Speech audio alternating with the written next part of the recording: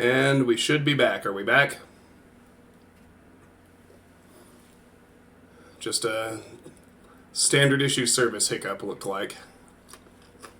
But it says it's reconnected.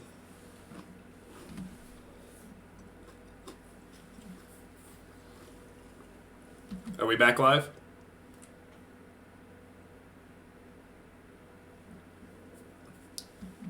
Can you guys hear and see me? Okay, good. Alright, so I don't know if you missed the cutscene. Maria just basically let James try to open the locked door before she somewhat provocatively took the key out of her shirt. And then she walked off ahead of us and closed the door behind her. But what I was going to say is one thing that the original game hinted at, and that this game also hints at, albeit a bit more strongly, is that when Mary was sick, James developed a very significant drinking problem to cope with it. And they have completely redone this cutscene inside Heaven's Night in a way that I think works incredibly well. And you'll just see how, like, subtle but unmistakable it is all at once when you watch it. It's just another spot where they did a really good job. So, we can see through this hole to a bar on the other side.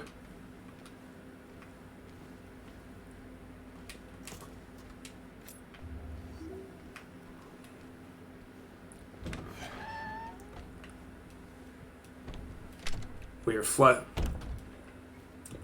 stage door. Maria? Hello?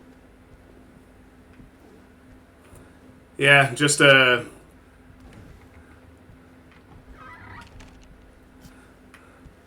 fairly bog standard little service hiccup with the internet connection. That's all. Here's our next strange photo. Ready to kill it. And it's a photo of a stripper pole.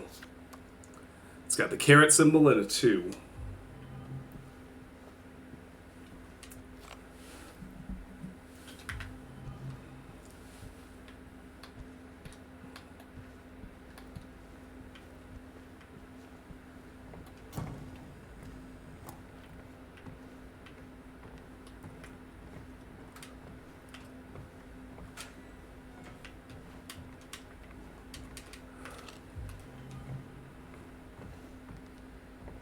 Defenders Horizon. Trample. I like the arcade machines.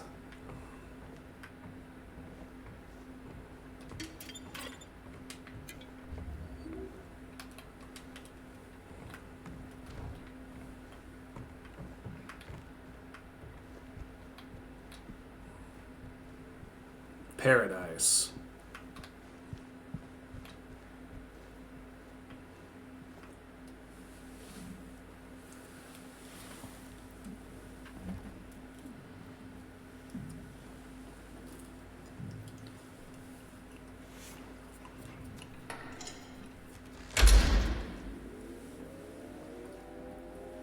Maria?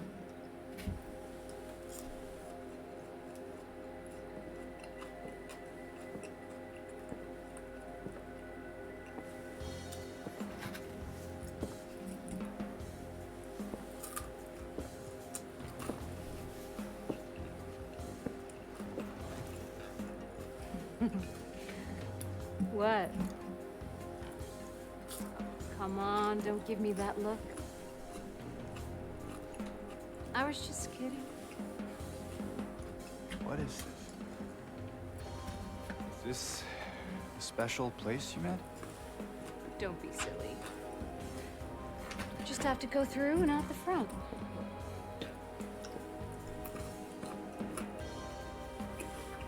Then again, now that we're here,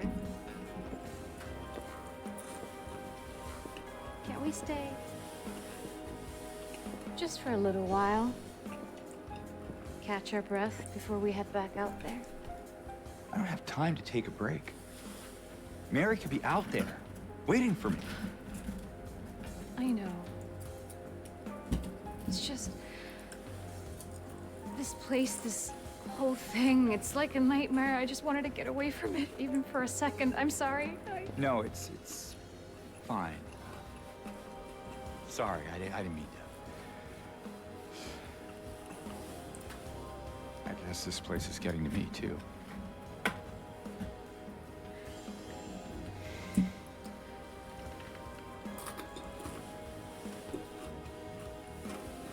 Am I crazy? You know, for thinking she could be here.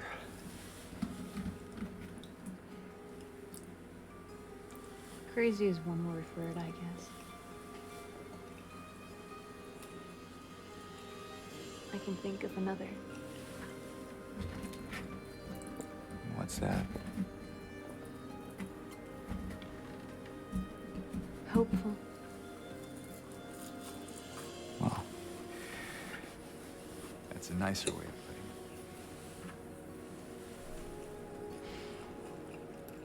it. Here.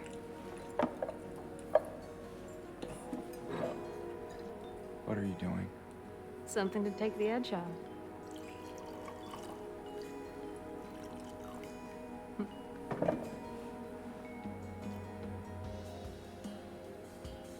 No? You sure?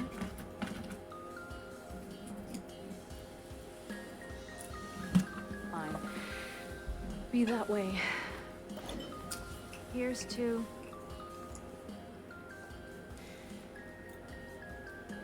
hope, undying.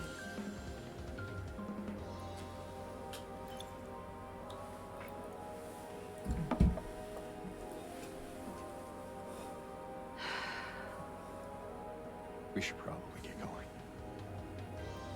Fine.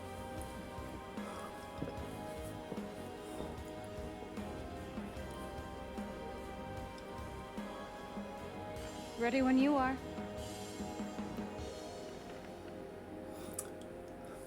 That moment that they just so masterfully captured right there, like, it's a very familiar feeling to any addict. Yes, I am Lord Wonder. This track is unaltered, straight out of the original. They might have like remastered and cleaned it up a little bit, but this is the Heaven's Night track from Silent Hill 2 2001 version. So in terms of the Maria ending, per that cutscene, the longer we spend in here, the more things we check out, the more points we get for her ending. So we'll take our time to thoroughly look around.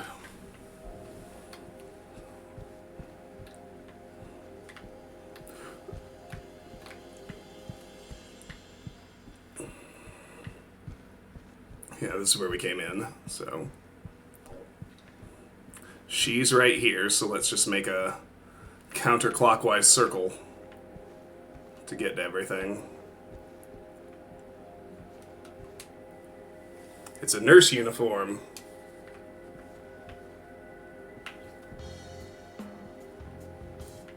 Foreshadowing in all sorts of ways.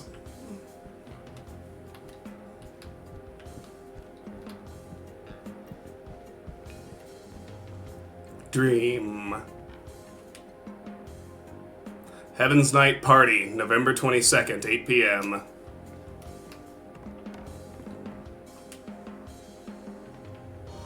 Heaven's Night. Yes, Freed Turian, I am. Welcome in, by the way. You gonna dance for me, big guy? I'd pay to see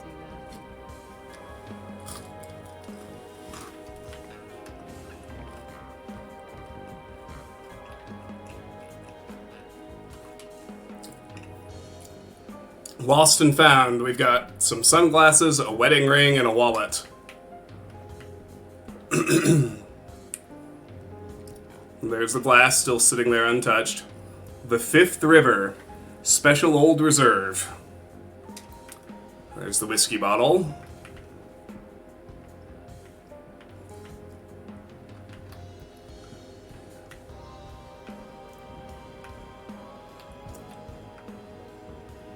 Is that you? Would you like me to be?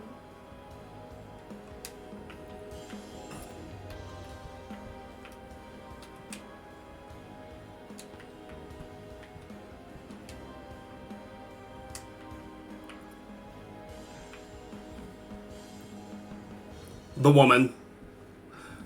Look at the tags. I said no backseating.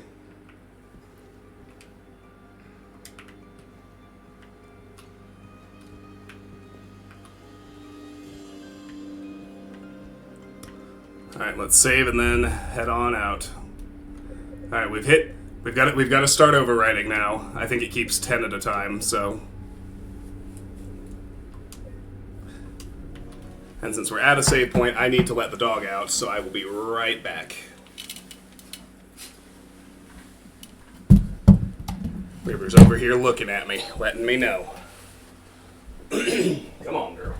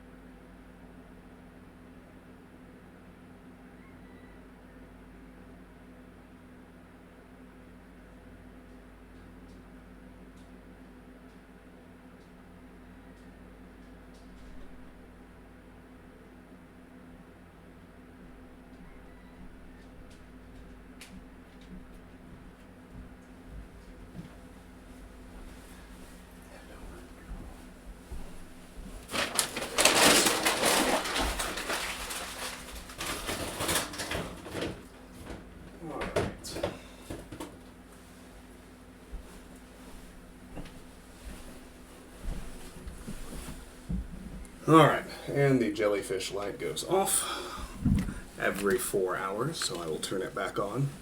Keep it as the only illumination. That feels like a reasonable Silent Hill vibe, considering it's only 2 o'clock in the afternoon.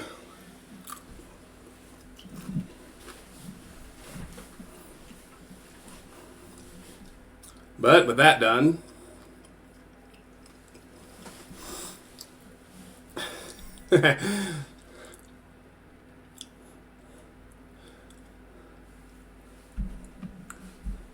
One Wonder, feel free to go ahead and ban our little drama queen who wanted to hijack the stream. Not that I think they'll be back anyway.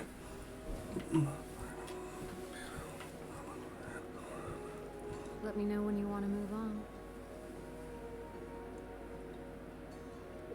Let's go. All right then. Come on.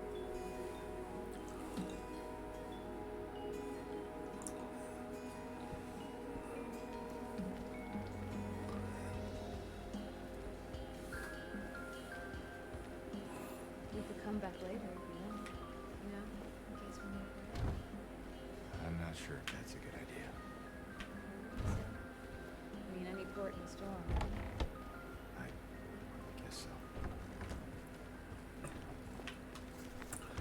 All right.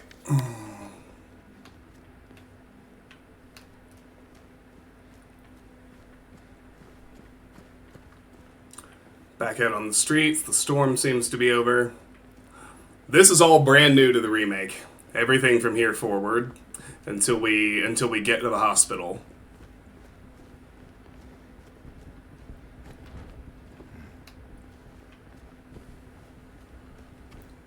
Can definitely hear some unsettling noises on the other side of whatever that door is.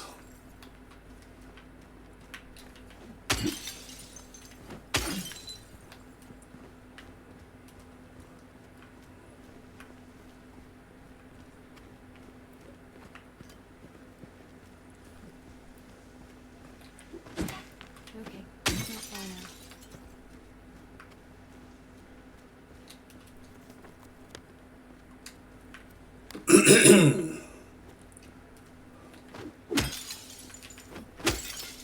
Here we go.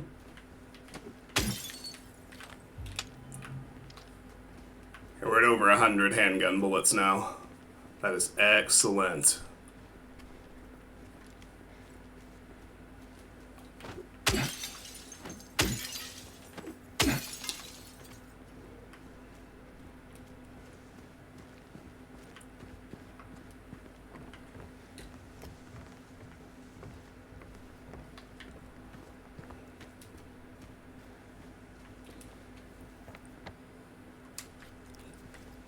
I think that's actually the way forward, so let me go over here first.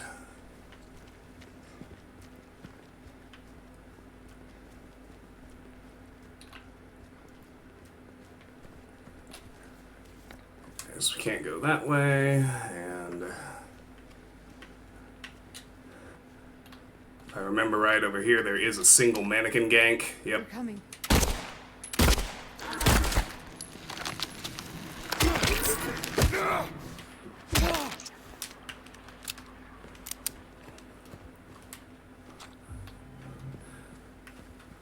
Traded 3 bullets for 3 bullets. But we have explored the entire map. Ain't that the truth? Alright, on we go.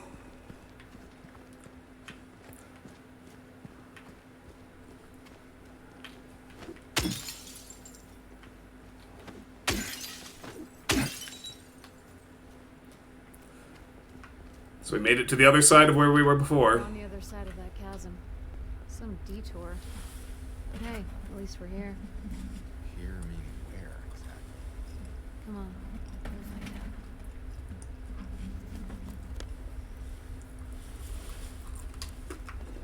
out. Alright, one way to go. That's the way forward. That's it. So let's just make sure we check this street right quick before we leave.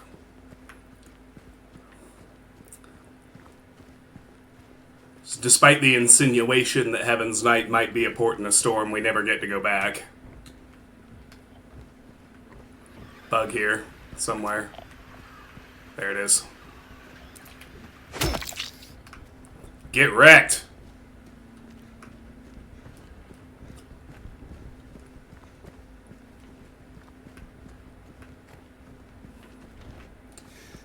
Is it over?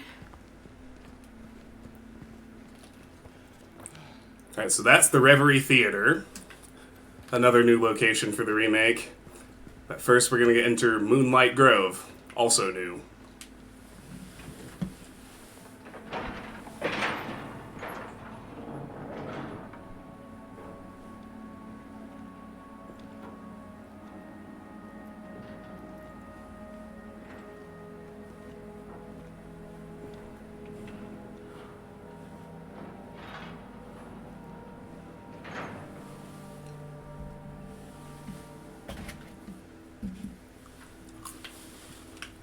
We get an autosave. A garden? There's a bit more to it than that. If you say so. I don't think I've been here before. Come on. She's just around the corner. She? Camera grabbed me to force me to look at that statue. It's So a cutscene's going to take over before we get to explore all these paths, and we will actually need to backtrack a little.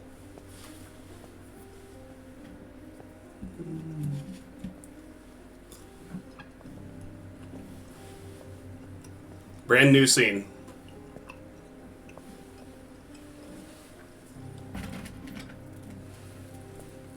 Who is she? There's a story told around these parts.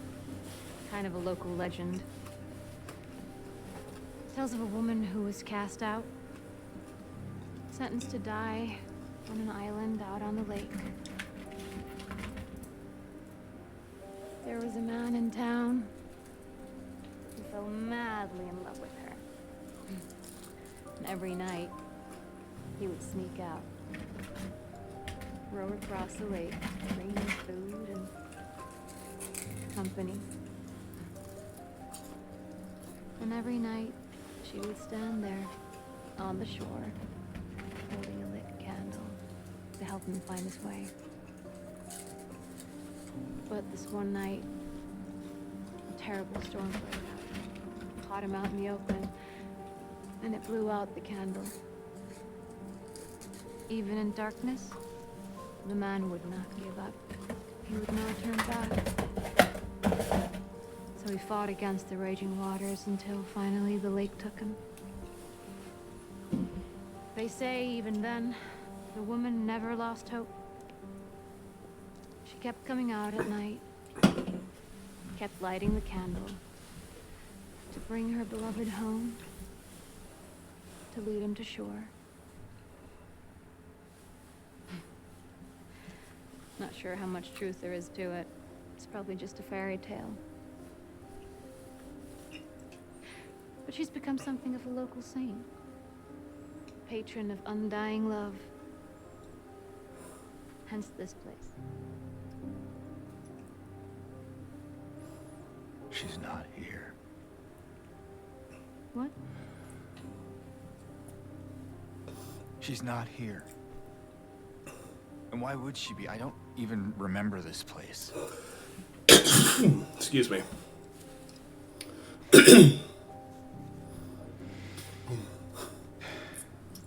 This was a mistake.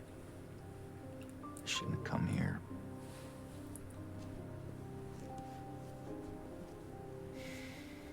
Hey. It's okay. There's plenty of other places to look. We can still...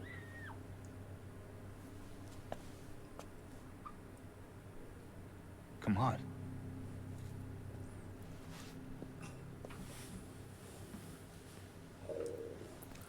Before that, we need to backtrack. So this is where we came in. This is about where the cutscene took over. We need to take this little path, which is behind us after the cutscene, in order to get another strange photo.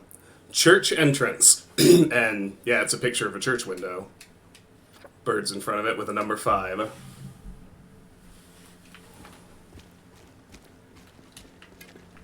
Also get a health drink. Very nice.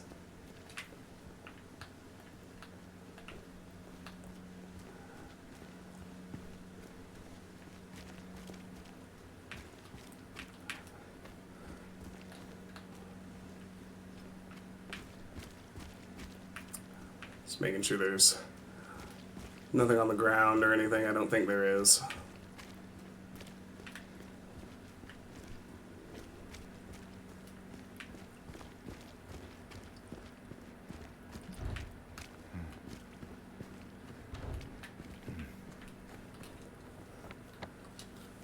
So we're on the other side of the grove, and now we're on the other side of the theater. I think it came from inside the theater.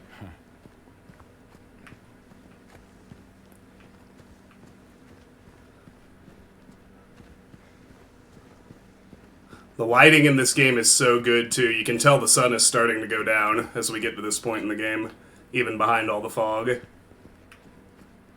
Alright, so here's our way in.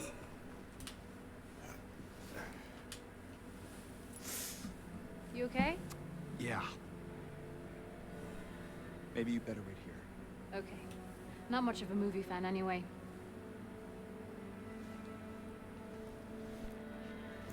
No, James, Yeah. you could not. be careful in there. Yeah.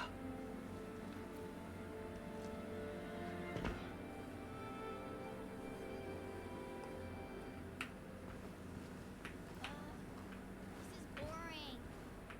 You didn't seem bored a minute ago. You screamed your head off. You should have seen your face. Told you. It was this big rat. Jumped right at me from under the seat. You would have screamed too if you saw it. Guts, fatso. Hey, what do you have to say that for? Why are you sitting here? I thought you said the cops were after you. Nah, I don't think they follow me here. Besides, I blocked the door, so no one could get in. Not the cops, and not these other monsters. You're weird. Yeah, that's what everyone always says. Well, I guess people call me weird too. And they yell at me. Especially when I do something bad. Did you do something bad? No? So the cops are angry with you? I don't know. Maybe? So why don't you just say you're sorry? It always works for me. They wouldn't listen. Nobody ever listens. Alright. So that cutscene is more or less lifted straight out of the original. They reworked the dialogue a little bit, but... Although it originally took place at the bowling alley instead of this new theater. So you can see Laura, the little girl's already gone. Eddie's still sitting there, though.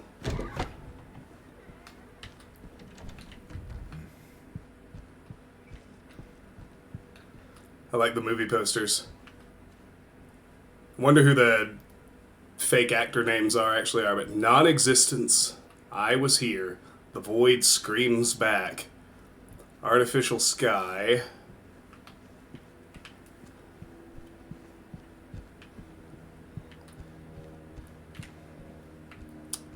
Return to Owl Creek Bridge. Back for a happier ending.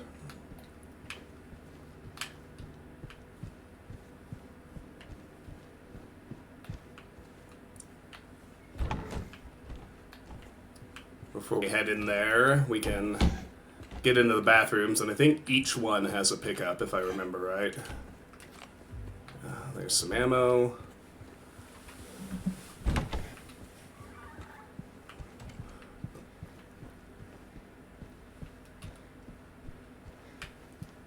I've seen all those, yeah, and then the men's has ammo too.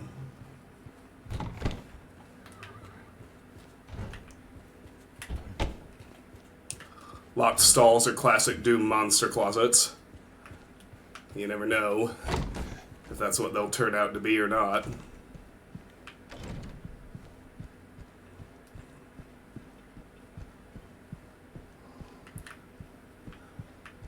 Alright, that's everything except heading into the actual theater, so let's go chat with Eddie again. Now this replaces the original's pizza cutscene. I think that this rework is way more effective. I actually like this scene a lot better than the original.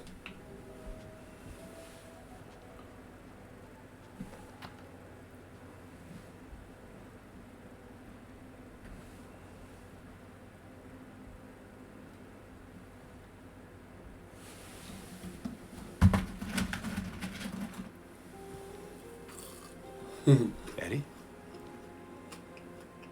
Oh. You're, James. We met back at the apartment building. yeah. I remember. Notice Eddie's breath again. He's eating melted ice cream by licking it off his hand. Not yet. Yeah. I just didn't get around to it yet. At least you got your appetite back. And see, I love this, because I think James was being sincere, like he's glad Eddie feels better, but Eddie thought he was being attacked.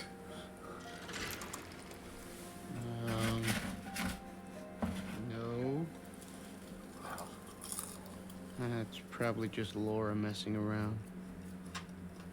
The little girl? Laura, is that her name? That's what she said. I'm gonna go look for her.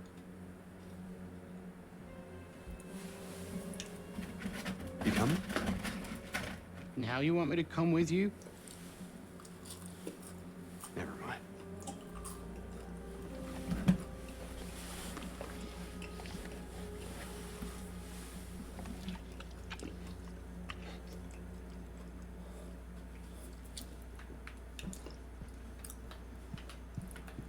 So we can talk to Eddie a few more times. Who is that girl anyway?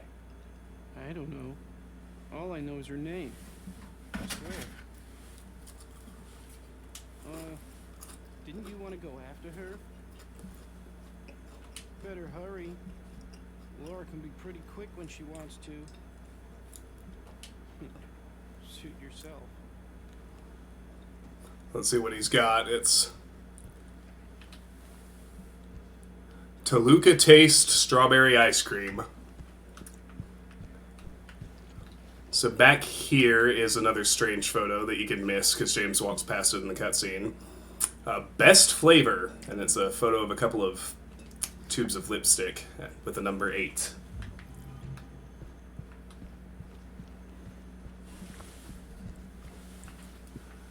All right.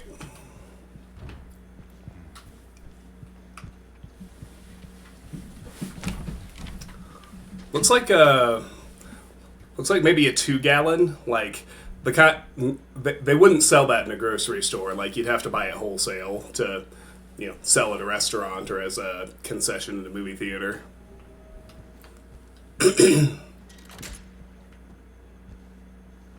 Laura?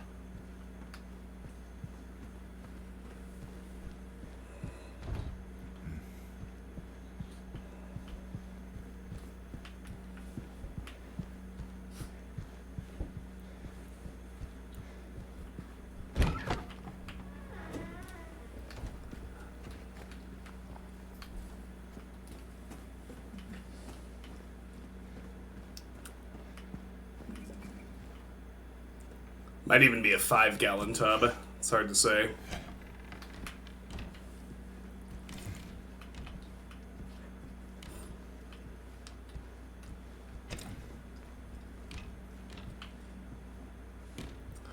I don't remember how to convert gallons into rational units.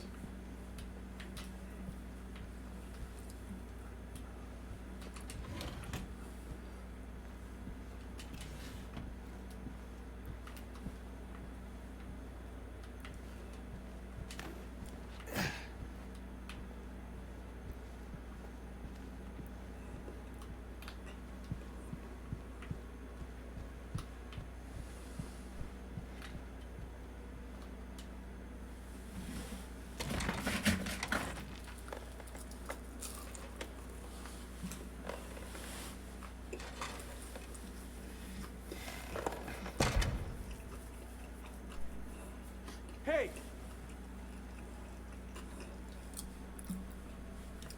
If it's any consolation, we know how stupid it is. Most Americans do, but we can't train ourselves to think in rational units because it's not what we were taught when we were kids.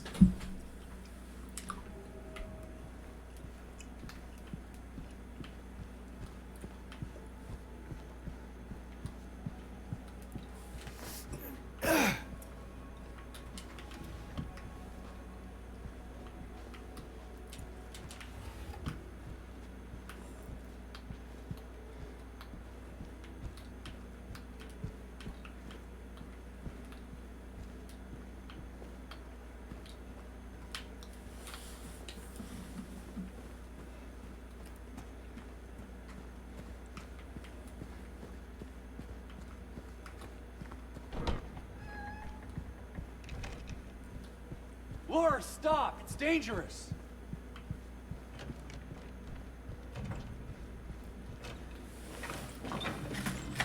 Maria? Did you see a little girl? Yeah, I tried to stop her, but she went that way. We can still catch her.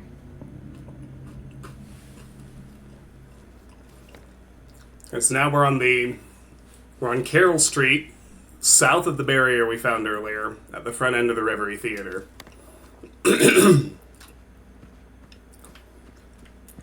This second town stretch is just about done.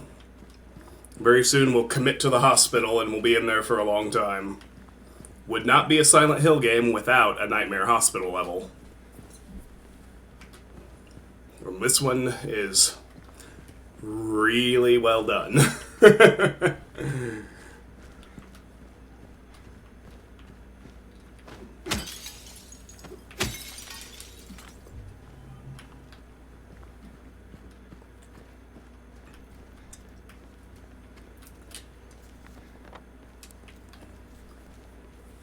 Yeah, there's still pickups to be had in the cars and such. Oh yeah, and let's see what we see out here. Reverie Theater, I was here. It's like that old style theater marquee.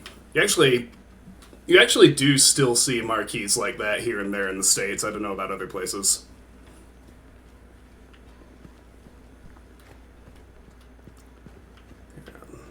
Make sure you check the benches. They put pickups on those a lot.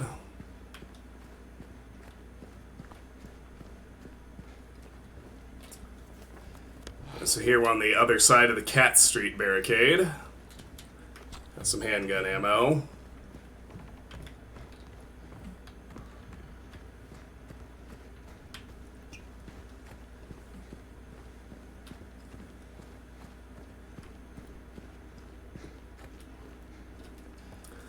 The hospital parking lot itself is pretty huge, so I'll save it till after I explore the rest of the street.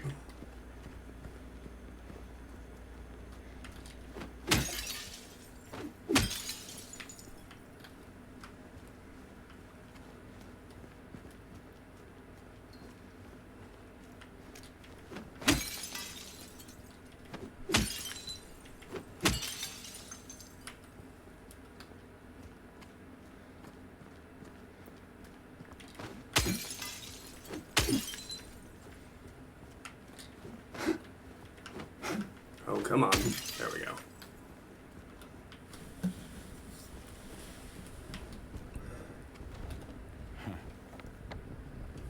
Yeah, so this door's locked and can't be sure if those thumping noises are behind the door or if it's just the curtains, but it's unsettling either way. We're here in the middle of a bloodstain. There's an ammo pickup.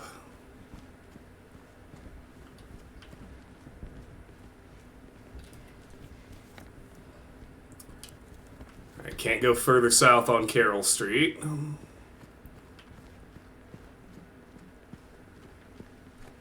Let's head toward the hospital.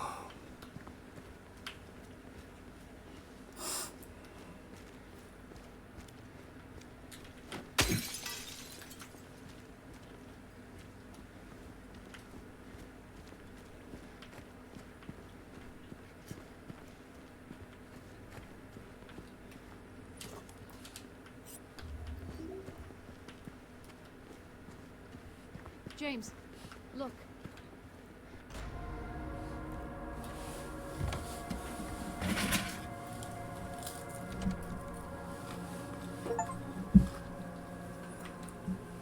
Alright, there we got an achievement. Admitted. Reach Brookhaven Hospital.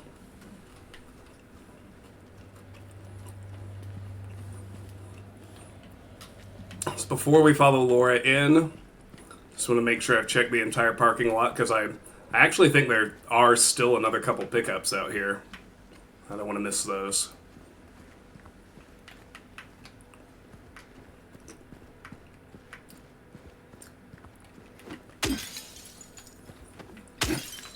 Because again, you don't get a second chance at these. The map changes after you come out, so...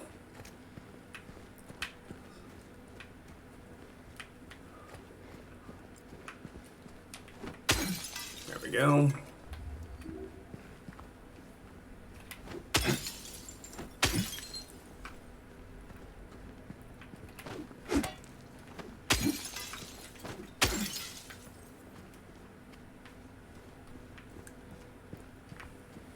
Alright, I think that's all of it. Nothing for it now but to follow her in.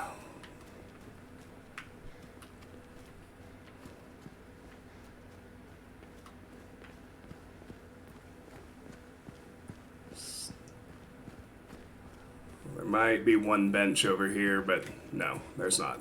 Okay. Hey, come on. We gotta catch up to her. Yeah, I know. It's just, yeah.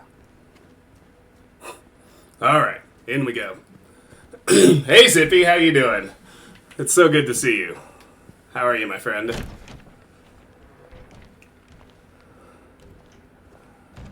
All right, here we are, Brookhaven Hospital. And so, see, here's another potential dating thing. This calendar says November 1983. Is that a gun cabinet? A hospital? Yeah, but it's empty. Somehow that seems worse. Shotgun safety rules. Safe direction. Keep your weapon pointed in a safe direction so that accidental discharge will not cause injury. Finger off the trigger. Do not put your finger on the trigger unless you are ready to shoot at your intended target. 3. Keep your gun unloaded. Keep your weapon unloaded while in storage. Only load your weapon when you are ready to use it.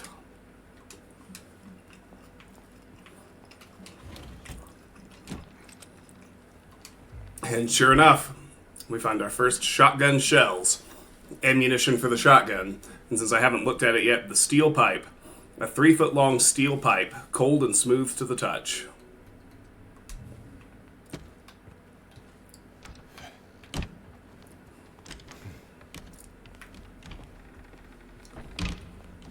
Alright, so we can get our map right here as we enter the lobby. Brookhaven Hospital, first floor.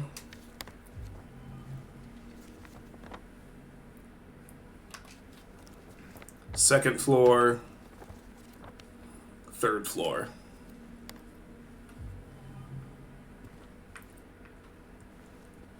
Where did she go? I don't know. Let's look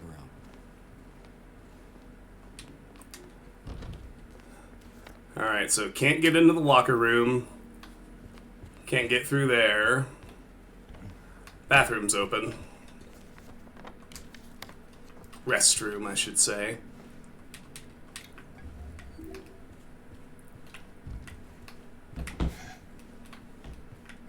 Now, spoiler alert, these bathroom stalls are Doom monster closets. We'll go this way first.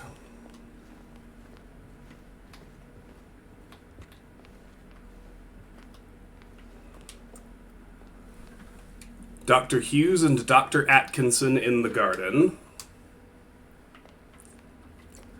Right now we're just kind of in the lobby. Reception's on our left. Guess I'll go ahead and check it out since it's open.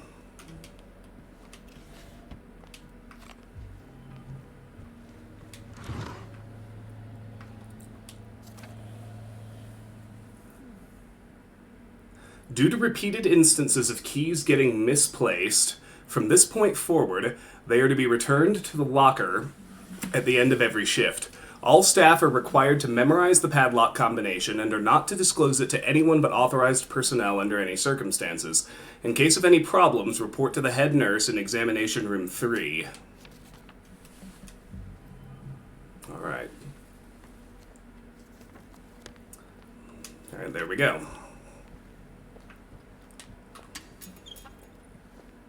Hey, Karis. How are you? Good to see you. Welcome in. The director requested the files of the 3 crucial patients. You know which ones. Could you please bring them to his office?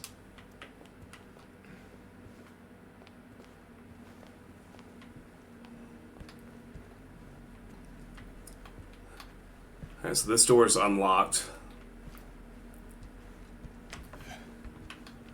Check that room out in a second, though, because we can get into it 2 ways. We can't get through here.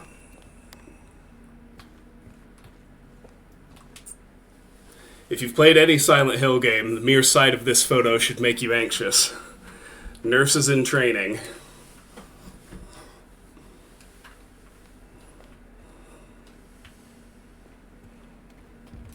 See, we can't. Medical records is locked. Cafeteria is locked. We can and will check out the reception office.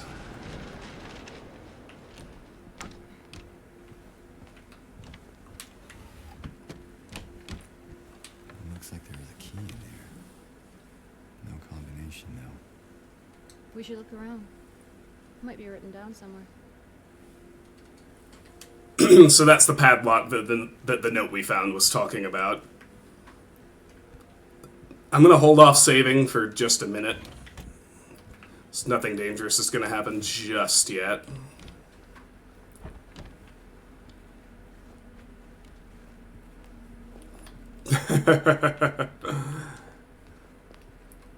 Brookhaven Hospital circa 1920.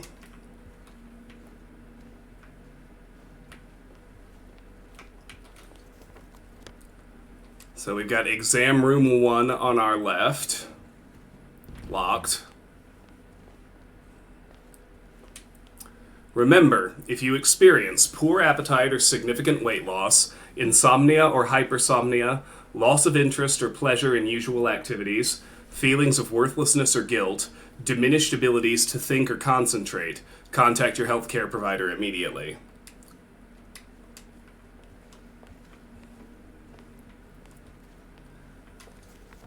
Alright, so exam room 3 is that way, but let's check out the stairway first. There. Laura, wait! It's okay. We don't want to hurt you. God damn it.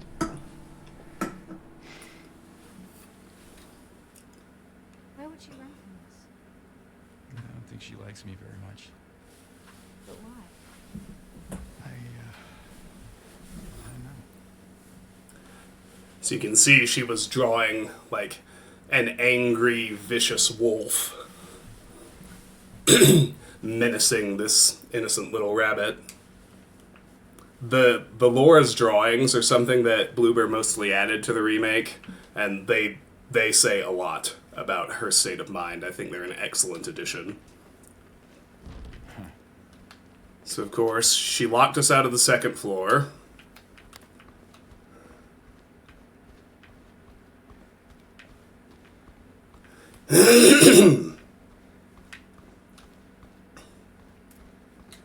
The basement is locked as well.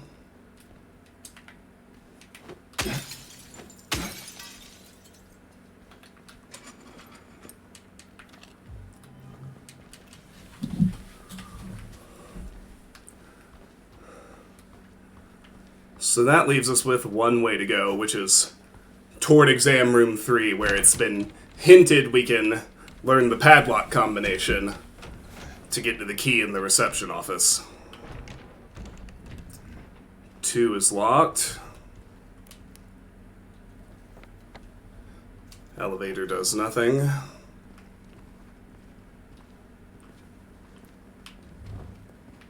Three is locked. We can break this window to get in. Let's just clear the rest of the map first. So that door is locked. And so's that one. All right. What was that? Not sure. Better stay on your guard. Come on, James. There you go.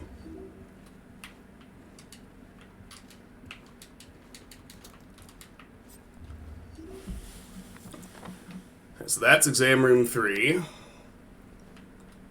We move this way toward 2.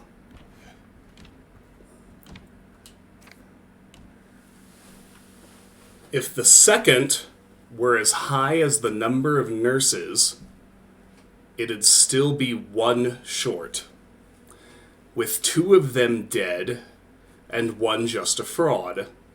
The third would chop the firewood in half. The first was singular.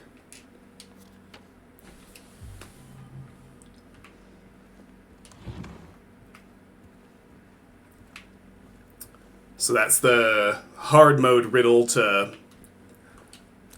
solve to deduce the padlock combination.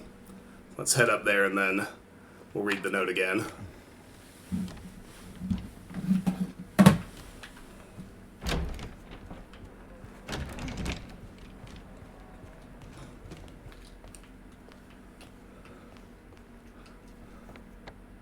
Alright, so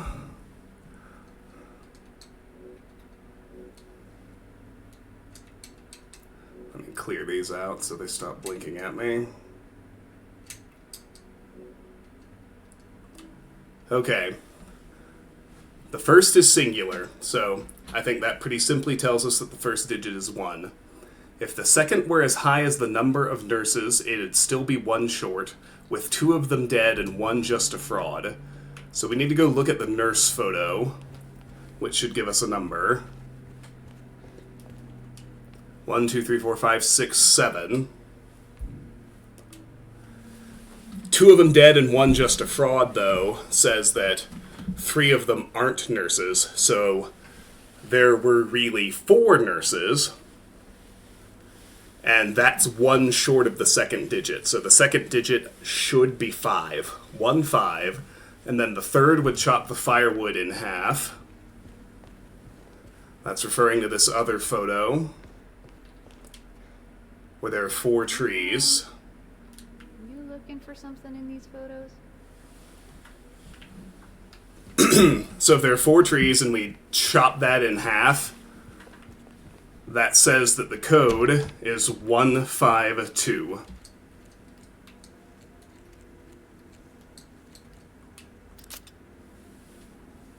And so it is. Second floor? Basement. Of course. So we got the basement key. A large key, it should open the door to the hospital basement.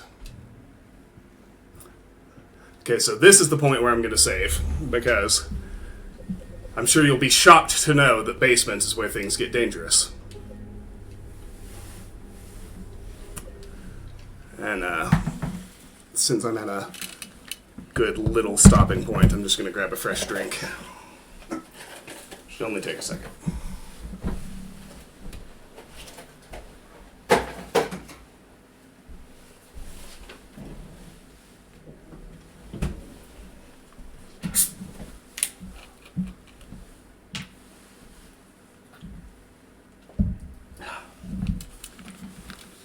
Very good.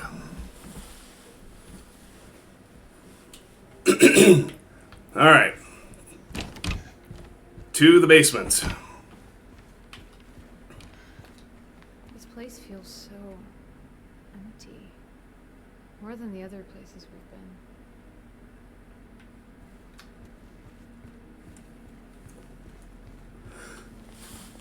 been.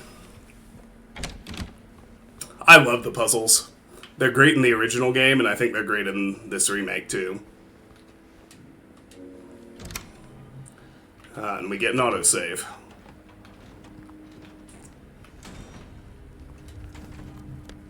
Alright, so here's our basement map, added to the other floors. You can see we're there in the southeast corner. This one's open.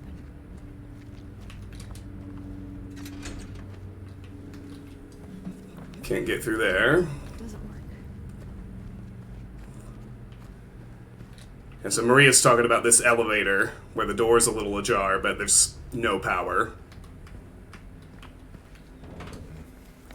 Tech room is locked.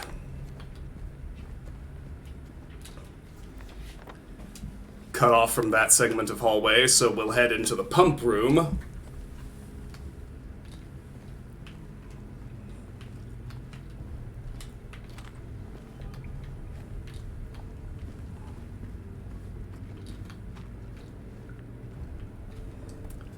We can get through into the generator room.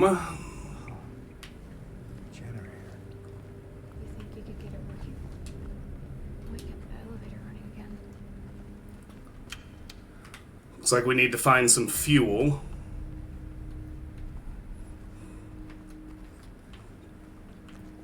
We can get out in the hallway now.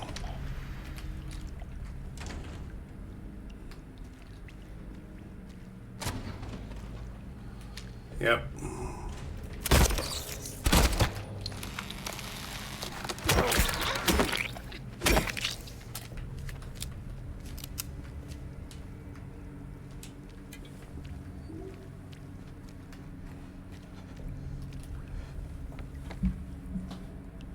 Alright, so we're in this hallway now.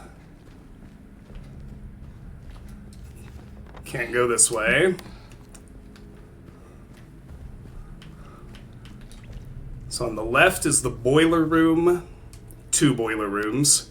We will head in there first. There's a mannequin there.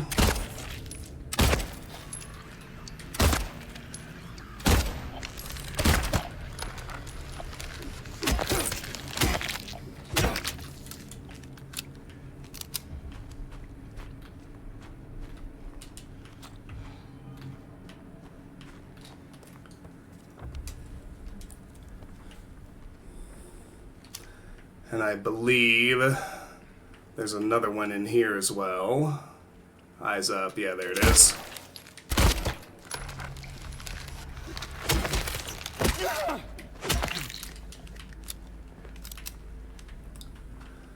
In the back of the second boiler room, we get the empty fuel can. Should store enough fuel to get the generator running.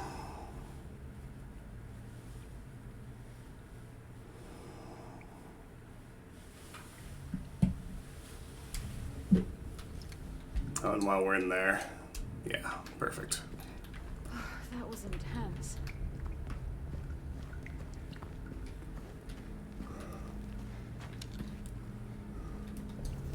So now we have laundry storage and the laundry room, as well as a storage room. There's definitely one in here. Or maybe in the next room.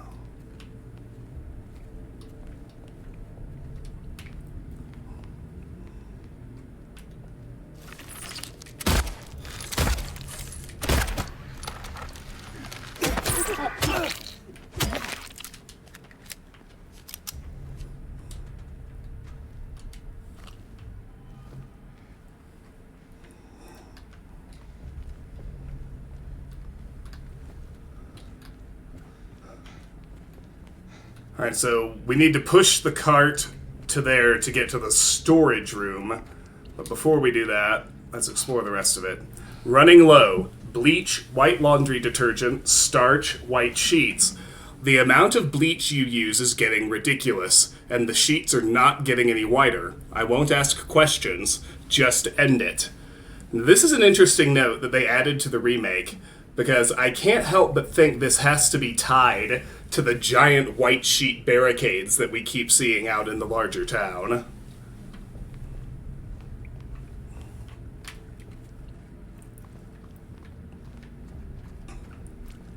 And clear that segment of hallway. The door to the storage room is locked, of course. There's one more mannequin back here.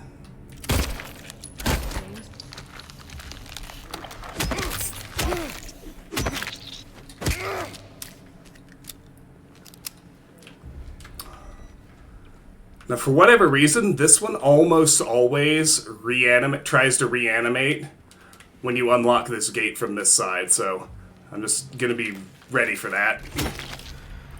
Yep, there it went.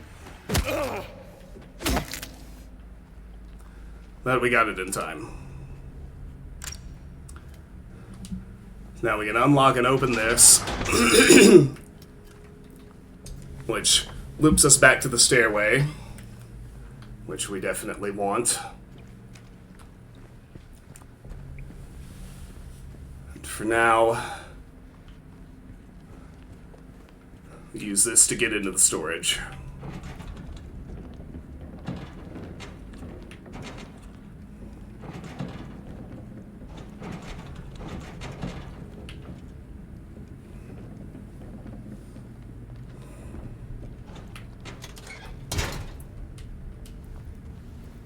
Hey. Where are you going? Don't worry. I'll be right back. Let her in right away.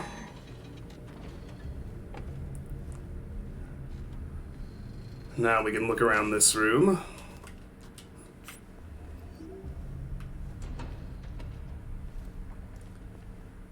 Aha! Gas tank.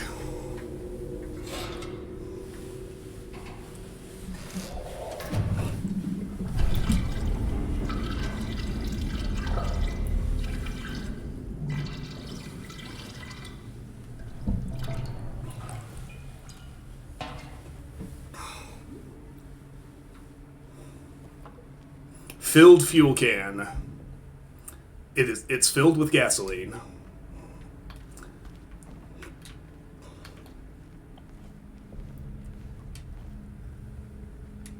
Brookhaven Hospital, Plan of Expand, 1932. Sounds like another mannequin is up again somewhere.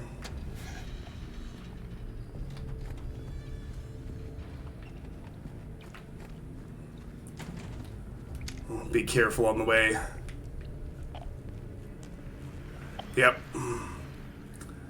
Careful on the way back to the generator. More of those things. Get out of the way! There you go.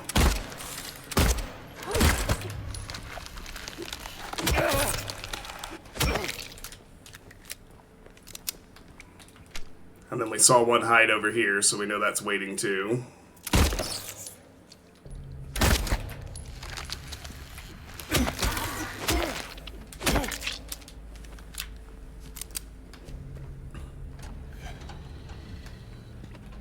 Alright, so fill her up.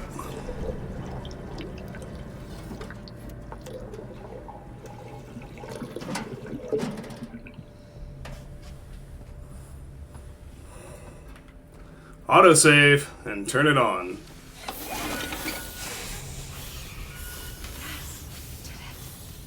Let's check out that elevator. Yep, so that'll lock in.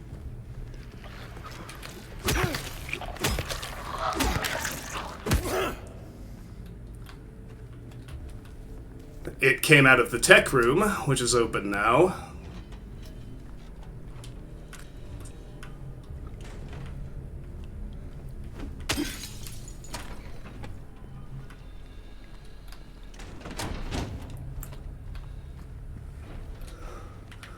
But what that has accomplished is we have turned on the elevator. So we're on the basement. We already saw where it lands on the first floor across the hall from exam room 3. So the only place that's new to us is the second floor.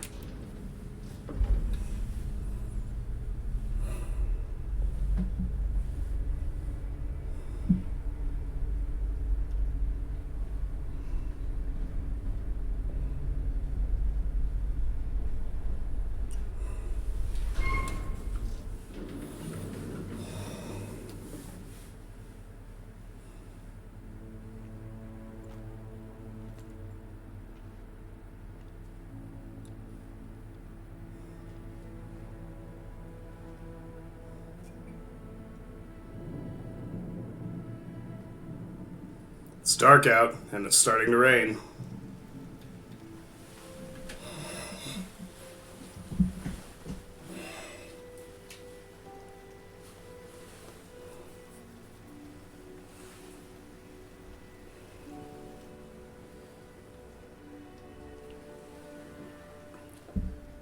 Maria?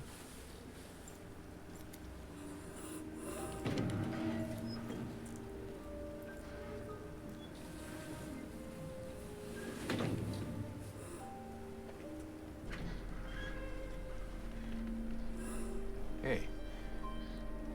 You okay? I'm sorry. That's fine. What's going on? Are you sure? It's nothing. Probably just a hangover.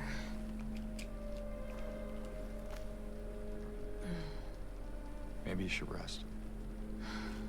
Yeah. Okay.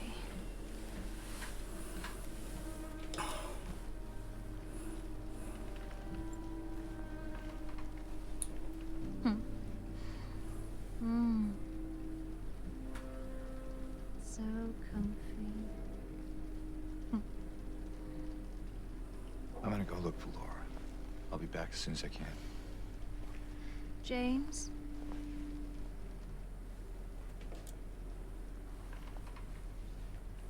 I wanted to ask you.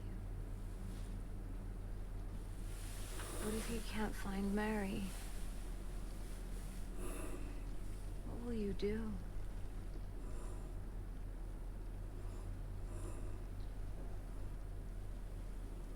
I haven't really thought about that.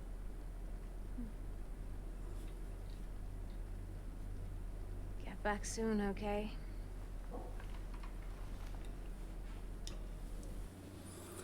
Alright, so we get an autosave, and for the moment we're done escorting Maria. But this is still a segment where we can get or forego significant points toward her ending by if we check in on her at certain points throughout our exploration of the hospital.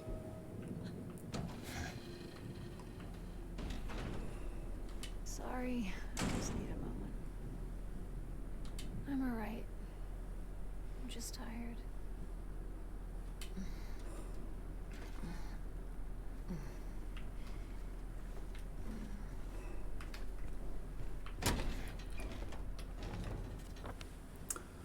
Alright, so we're on the second floor. Maria is waiting in room C5.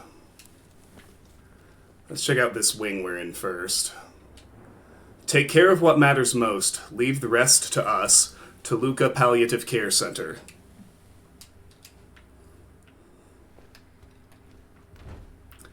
Well, she made it sound like it was just ibuprofen or something like that. It's a save point in C3, which I'll use in a moment, not just yet.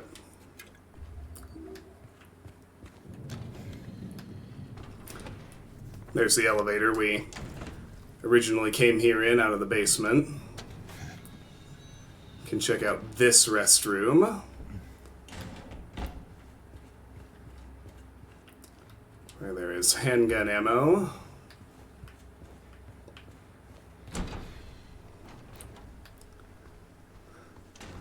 Look outside and see raining in the dark. We can unlock the staircase back to the first floor, and I actually want to take a look down there. I don't think it will have changed yet. Yeah, not yet. Eventually, and you just kind of have to check back here regularly, because when exactly it happens is randomized. But exam room 1 is a monster closet that a couple of nurses come out of, and then it's open and a place we need to explore.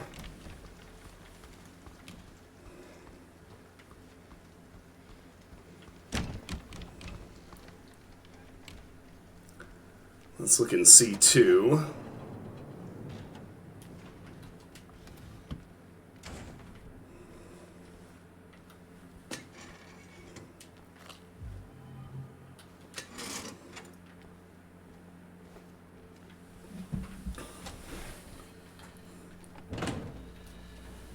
And that one is locked. Alright, so that leaves us with only one way to go. Let's save in C3 and head that direction.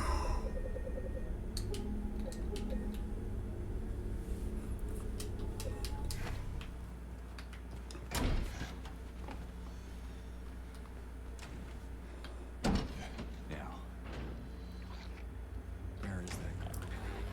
Now, much like the mannequins I had to fight with Melee, you only have to fight a couple of nurses without the shotgun. They are quite difficult without the shotgun. But once you get the shotgun, every time you run into one, it's worth trading 1 or 2 shells to put them down.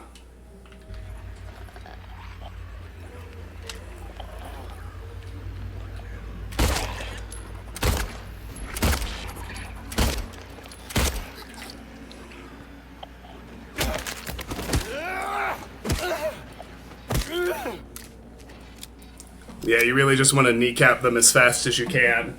And one nice visual cue that I've noticed to know when the nurses are really down is their weapon disappears out of their hand. If they're still holding a weapon, they will jump back up.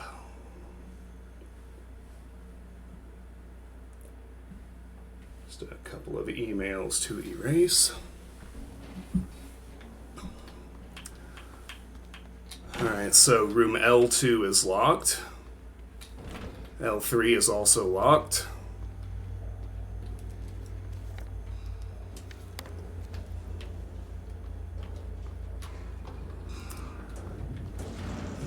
This elevator looks to be malfunctioning.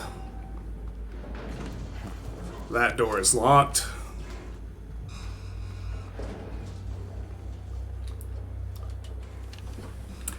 The code has been reset to what we agreed on during yesterday's meeting in the doctor's lounge.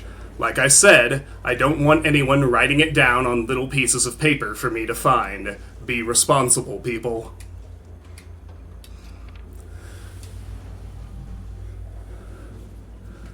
Alright, so the doctor's lounge. And sure enough, there's a keypad to the nurse's station I don't have the code for. Storage is locked.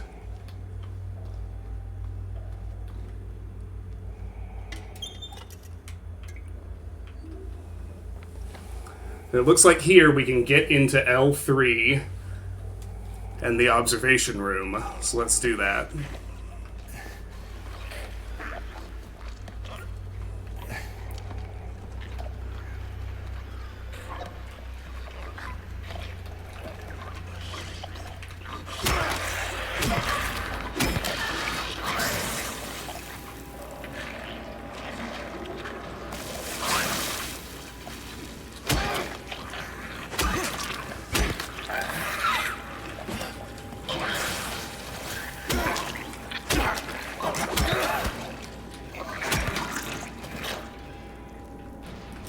There's a mannequin in here too, I think.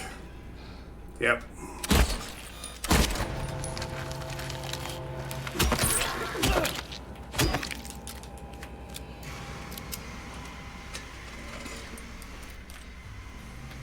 Another shotgun shell.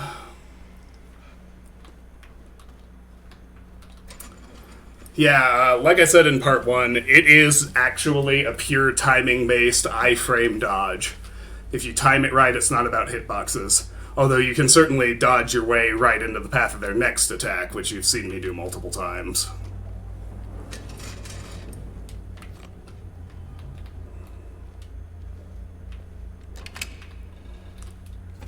So that just takes us back outside. Let's check out the observation room first.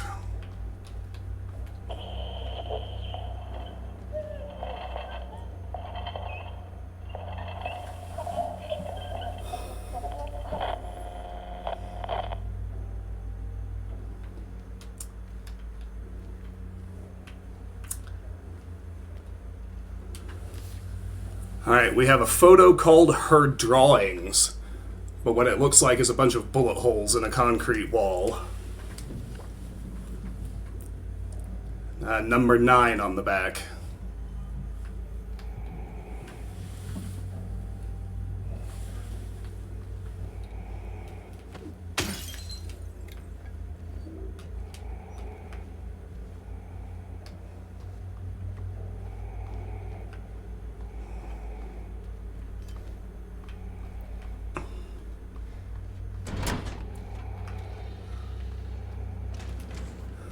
Alright, so only real way to go now is south, right here.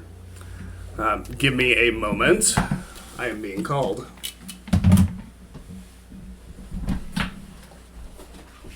Hey babe, what's up?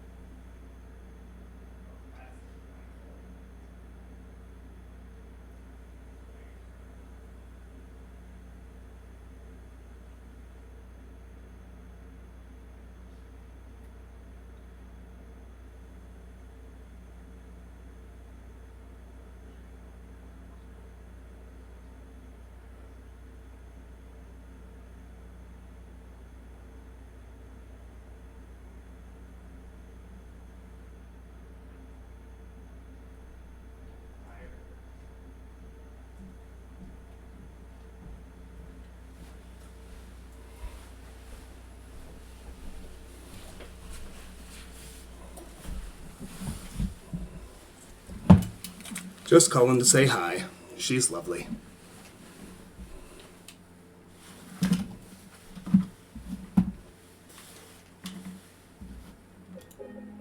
Oops. There we go. Alright, so L2 is barred.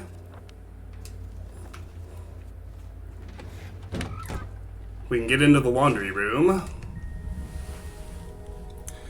where we see our next glimpse of the past. This is where we found an important puzzle code in the original game.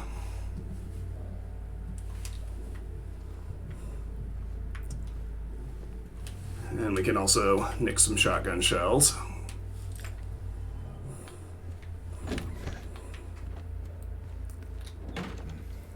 The restroom is locked.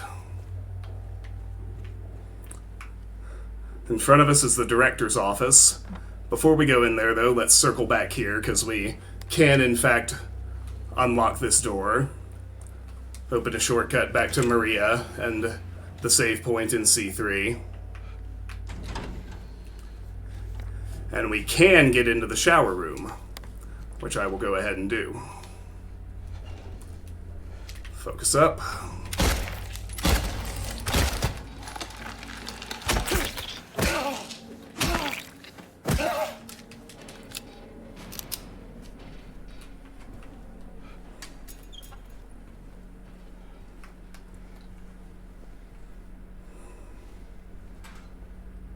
Grab that handgun ammo.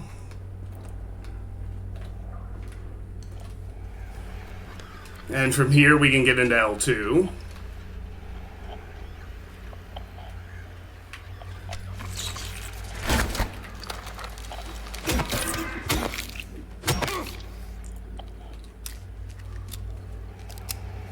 Lucky single shot.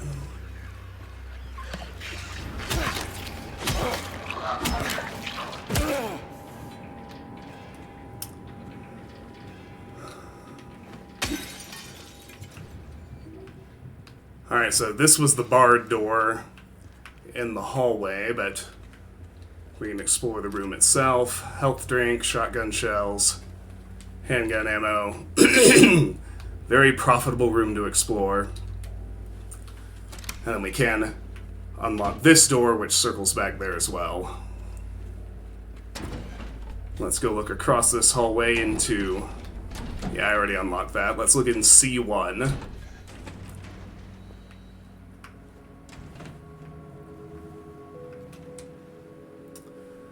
So it's a poster of a sailboat, but we can search.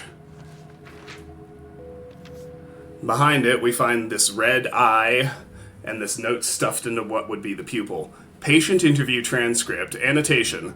The following interview was conducted with... Can't quite read it. In response to incident number 071. I remember lying in water, empty, and then I felt him stare. He was close, very close. I had to get out, had to get away, but he followed. He kept staring, so I made him stop. Now I'm empty again. Can we go back to the pool?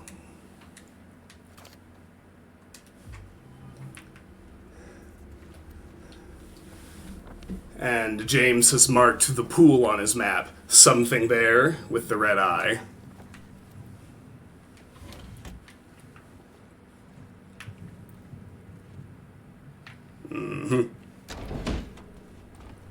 Alright, with that, the next logical place to look is the director's office.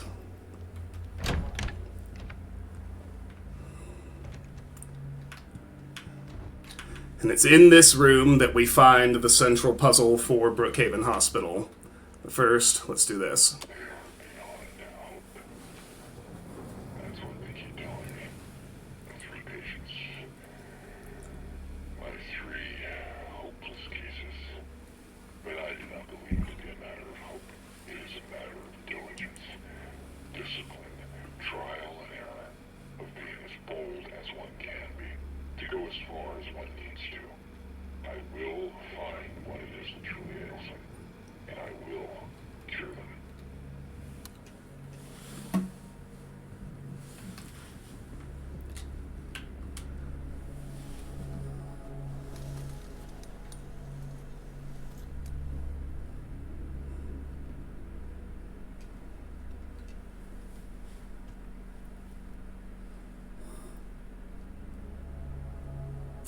Alright, so opening this safe is the primary puzzle. Before we can do anything with it, we need to find the missing button. That is tied to another puzzle. You can see 3 spots on this wrist for hospital bracelets. What we're going to do, the bulk of our hospital exploration is going to be running around and collecting the 3 different patient bracelets. To get that key, which will unlock this locked door into the director's storage room.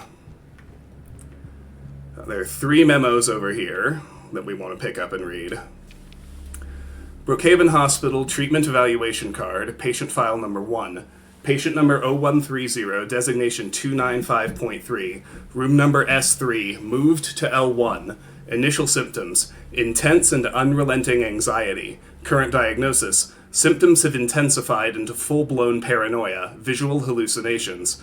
Recommendations: increased medication. Can't be left alone. Move to L1 for closer monitoring.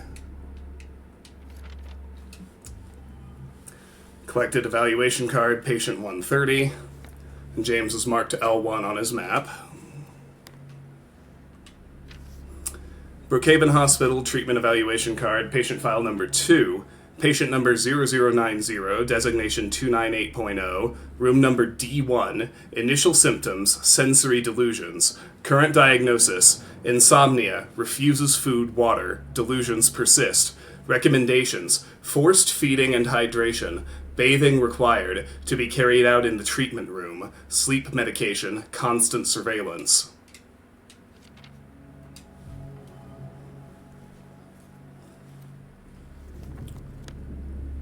D1, I think, is on the 3rd floor. Yeah, and James marked it. Very good. Brookhaven Hospital Treatment Evaluation Card, patient file number 3. Patient number 0050, designation 301.3, patient room number C1. So we've already been to this guy's room.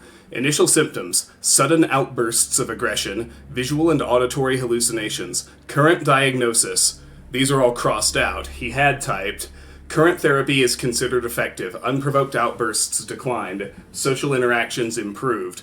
Those are all crossed out, and he says, what did I miss?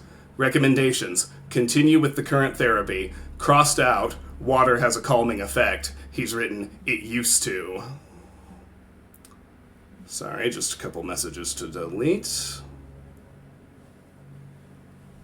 Alright.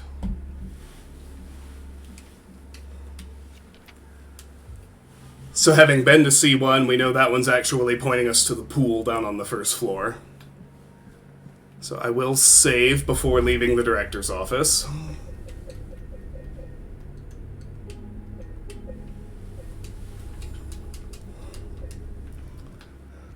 But for all that, at the moment, the only way open to us that we haven't already been is down this hallway to the west side of the 2nd floor. So let's head that direction.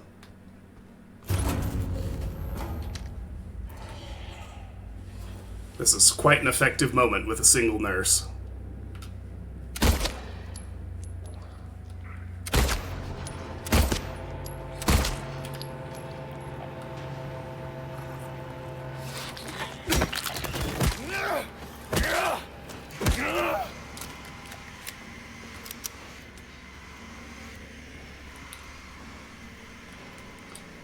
Okay, with that done.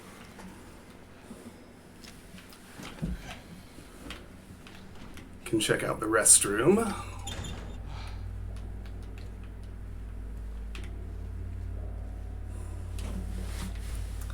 There's handgun ammo, and we can unlock this door from this side.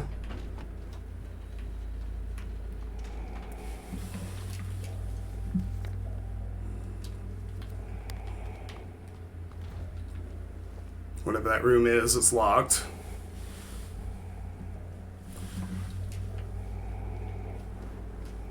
Check out M5.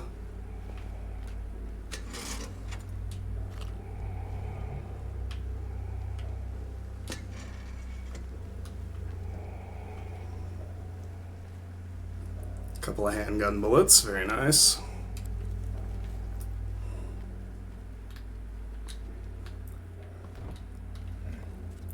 M4 is locked. Can't get into L1 through there.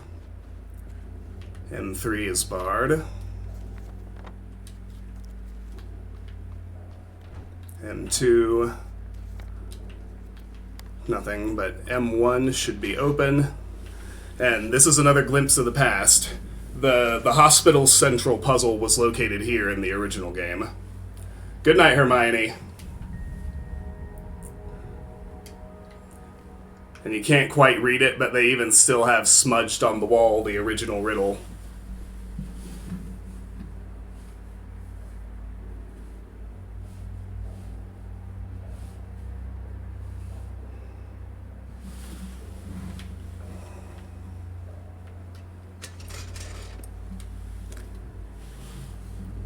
And a shotgun shell.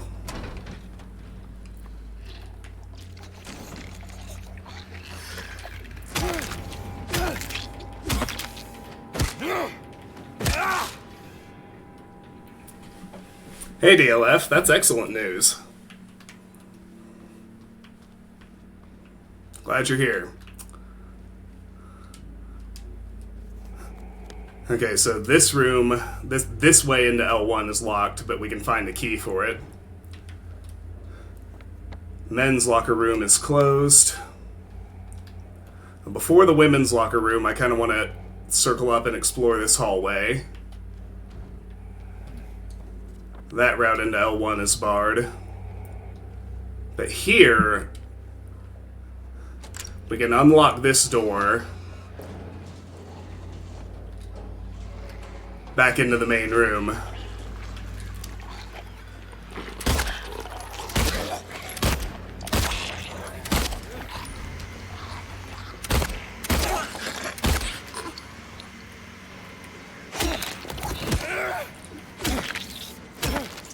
Saw her twitching, but there was no way to get to her in time.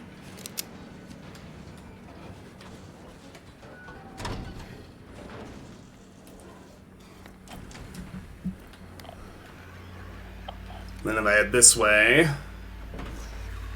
treatment room is locked.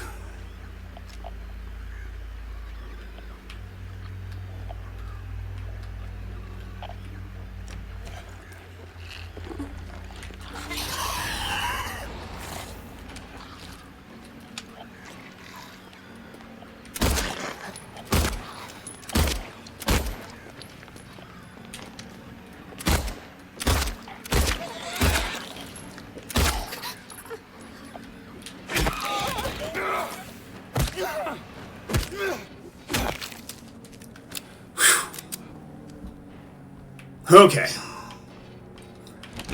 I completely lost my train of thought. Whatever I was saying when I walked in here is gone. We are searching the nurse's lounge.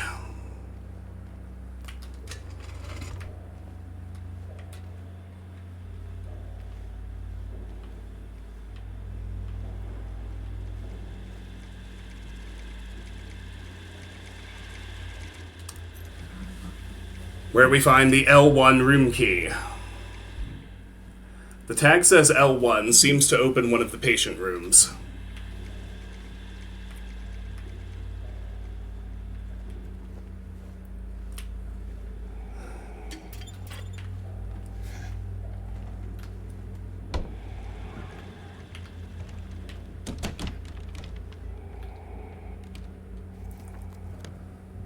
Alright.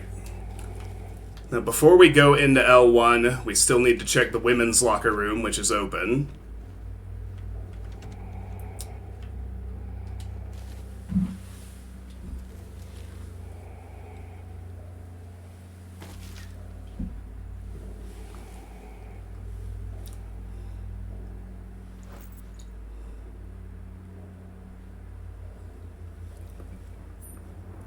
Bent needle. Patient's well-being is in your hands. Bent needle found stuck into a teddy bear.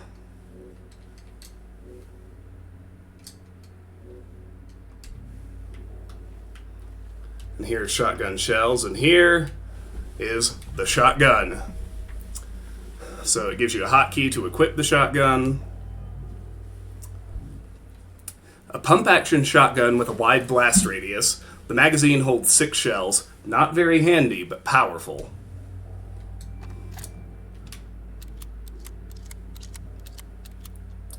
It's all loaded up, and from now on I'm going to use this to kill nurses.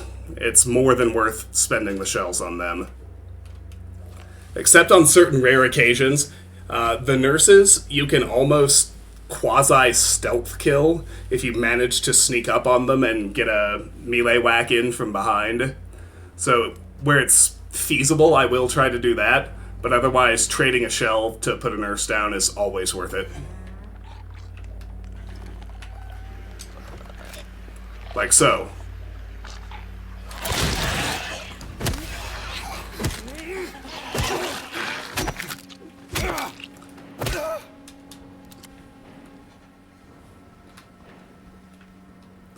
Attention employees. Okay. So with that, let's head into L1. I like to keep the handgun out by default, because it's still my preferred method for dealing with mannequins. Alright, we got a pushable cart here. Let's check the room out first.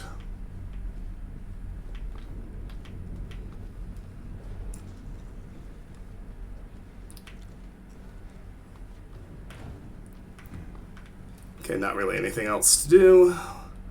So we can see the room we can hop into over there, which is... You can sort of see the patient bathroom there in the corner of L1. That's what we're working our way into.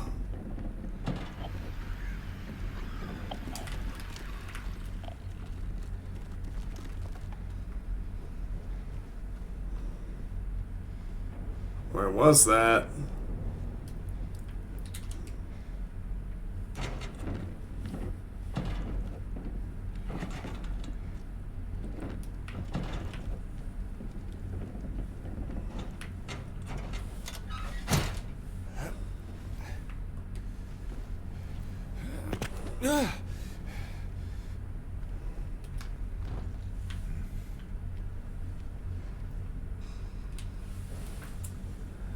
They brought in the girl today. Poor thing hasn't said a word. She just sits there, head in her hands, sobbing and quivering. I moved her to the corner bed. Seems to have calmed her down a bit. She even smiled at me, I think.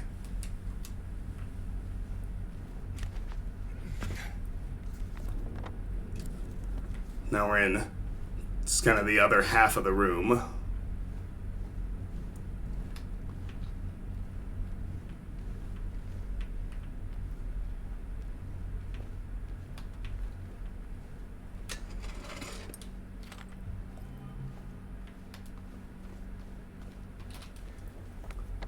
Now we're making our way into the utility room.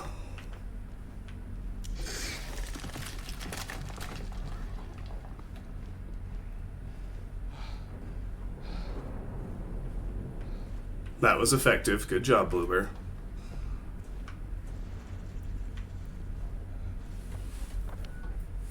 All right.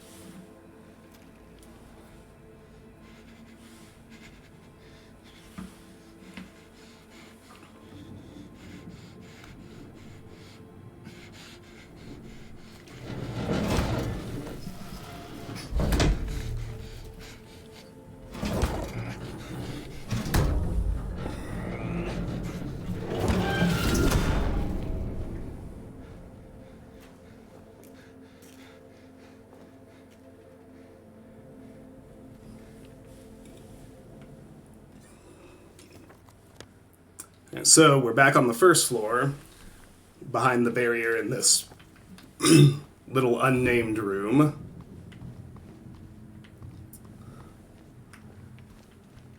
where there's a crawl space.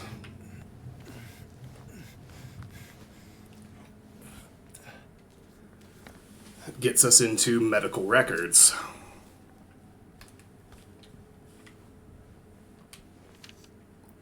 Why won't they help me? Why do they keep me in here with him? Let me out, let me out, let me out, let me out, let me out, let me out, let me out.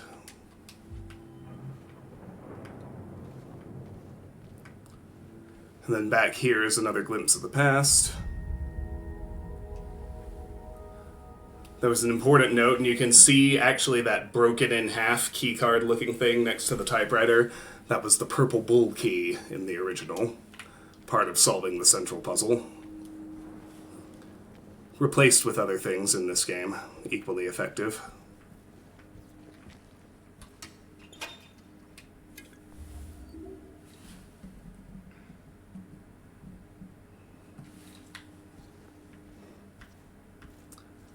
Then here in the very back, we find the marked bracelet.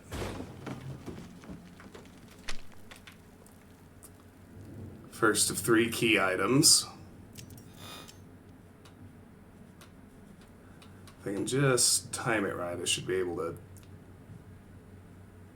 hit her.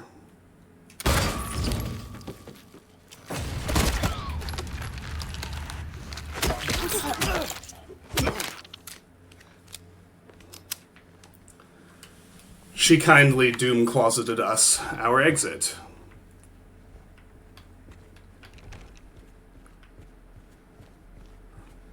So at this point, I'll check on exam room 1. It is still not open.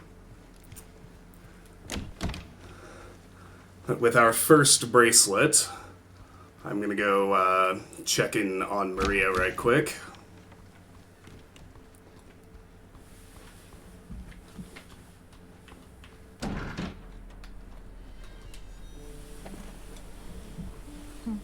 Hey. Any luck finding Laura? Not yet. How are you holding up? I'll be okay. Just need a bit more rest.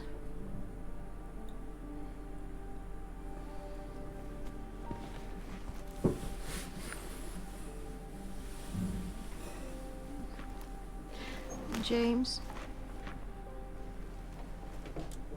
Thanks for checking up on me. It's very sweet of you. Yeah. Get some rest. I'll get back soon.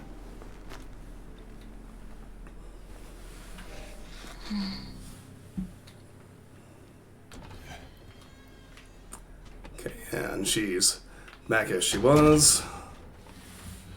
So that has actually eliminated all but one more possible path. Aha!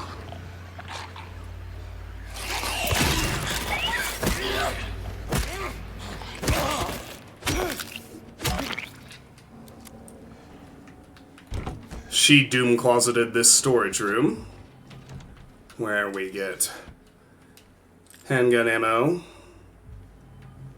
and replace our shotgun shell. Very nice. But, as I was saying, with that, the only place left to check is through this stairwell. So, if I try to go downstairs,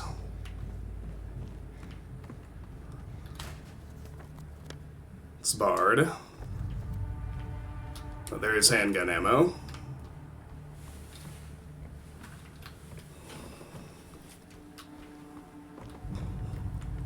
So we are to head upstairs.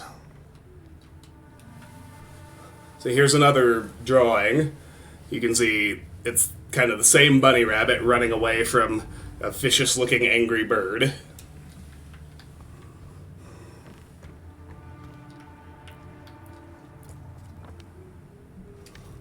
Alright, so the isolation ward is this way. There's a save point here. Hey, are you okay? Go away! Don't be afraid. I just want to talk. Oh, no, the game crashed. Shit, I hadn't saved yet. How far back is that going to put me? Oh, no. I guess we'll see.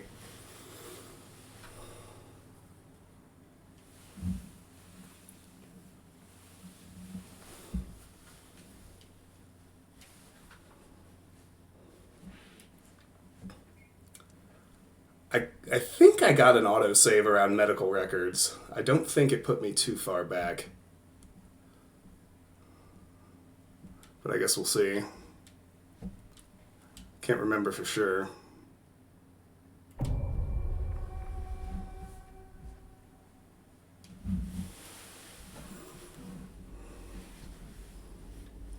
I hope for a clutch autosave. We're about to find out.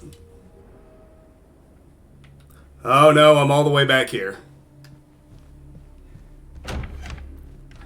It's before I even killed this nurse. Well, that blows. Come on, girlfriend.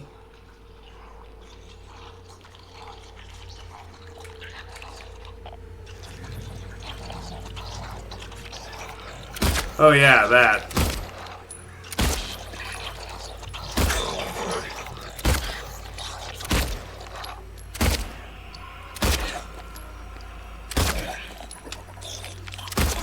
Something weird is happening here.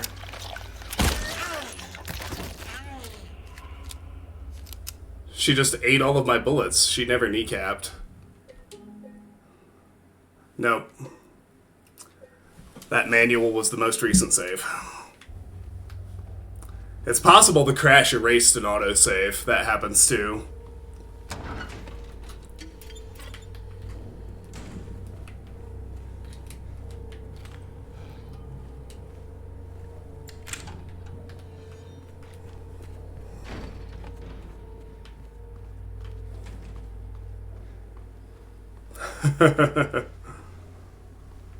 That she did, unfortunately. That's alright, though. I still don't have the kill. I'm not finishing many enemies with bullets, so I'm probably still fairly far away from the kill enemies with ranged attacks achievement, so that'll get me one. Yeah, we'll have to collect everything again, so get the glimpse.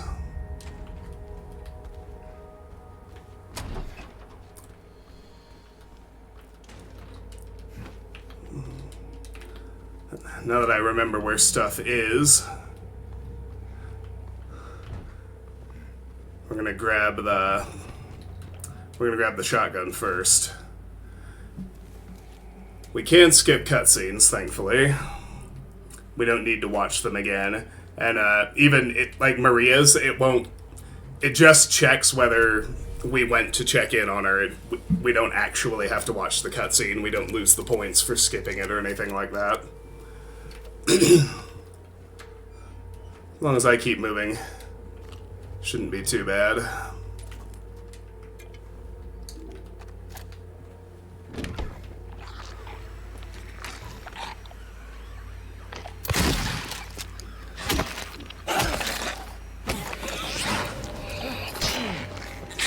Damn it.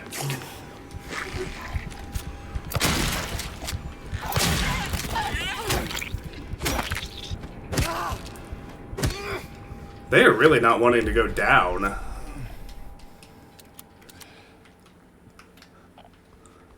She tanked 3 shells. That's crazy.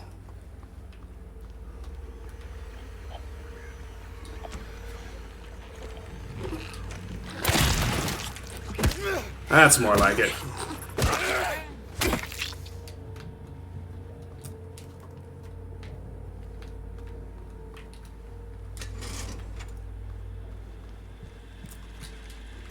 Get the L1 room key again.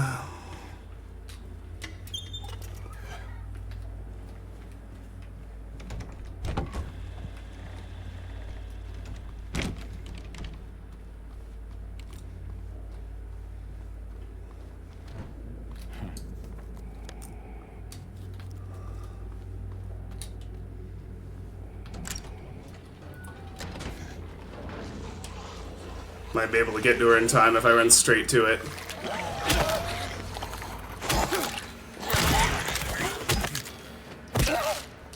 Not quite.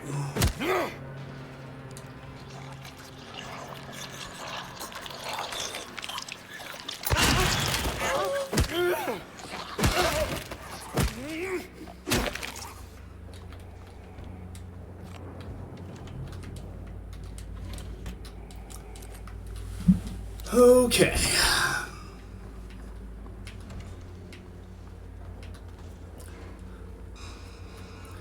They definitely nail the vibe of making you feel like you're constantly being assaulted, but without it ever really getting annoying. That's a hard balance to strike, but they do a good job.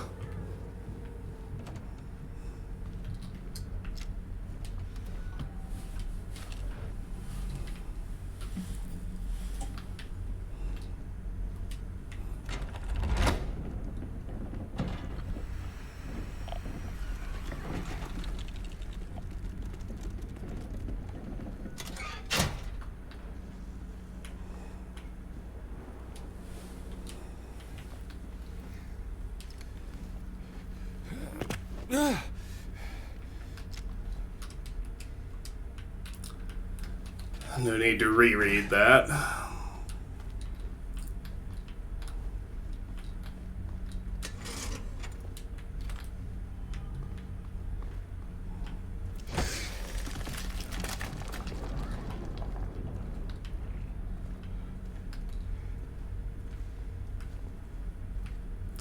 Thought there was a pickup in here. Guess not.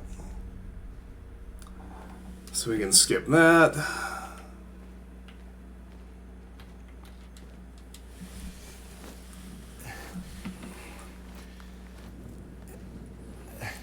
And now do medical records again.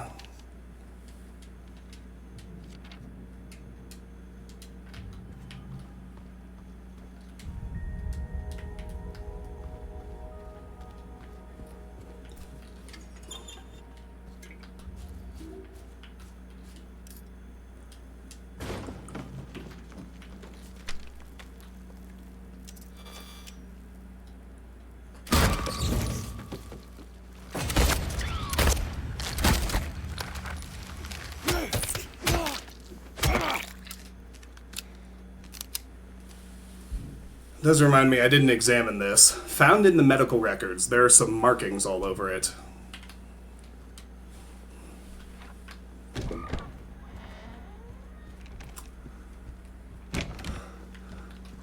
Alright, since we're apparently crashing, I'm gonna save while I have a chance. At least we won't have to repeat that stretch again.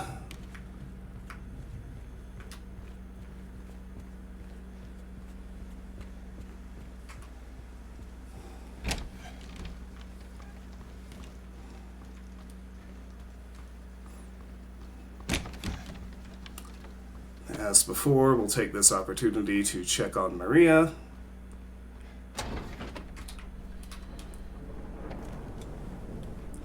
As I said, we don't actually need to watch.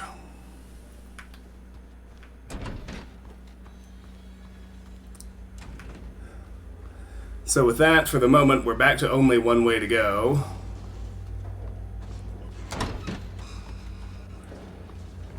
Let's not forget the handgun ammo down here.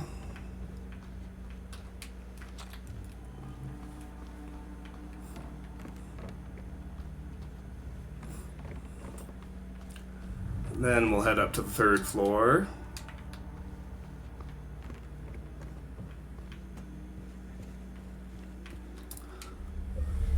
I'll go ahead and save here too. This is a new place. Just so that, in case it's something about this specific interaction with Laura that made it crash. I hope not. We'll see. Hey, are you okay? Go away! Don't be afraid. I just want to talk.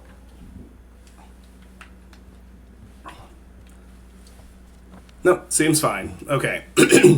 So we can't get into the isolation ward, which is where we finally saw Laura. Let's look around up here. Hydrotherapy room is locked.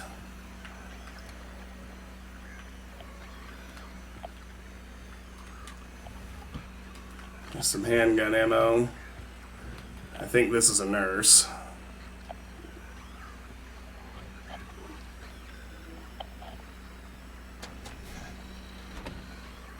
I should be able to get the stealth kill.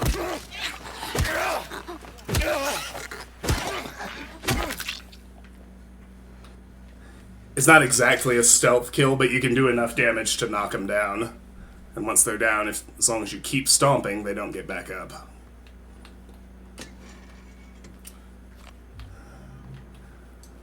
Alright, so that was room D3. We need to check out D1.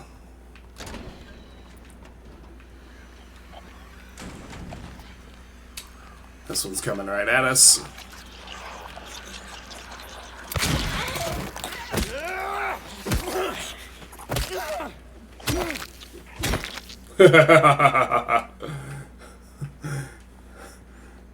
X gonna give it to you. Thank goodness. Every shell counts. This is an interesting staircase.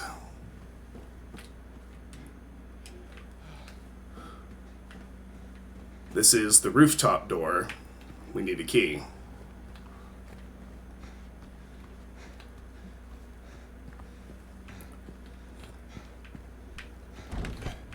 D2 is open. D1 is the one that we want to get into. Can't see through the window.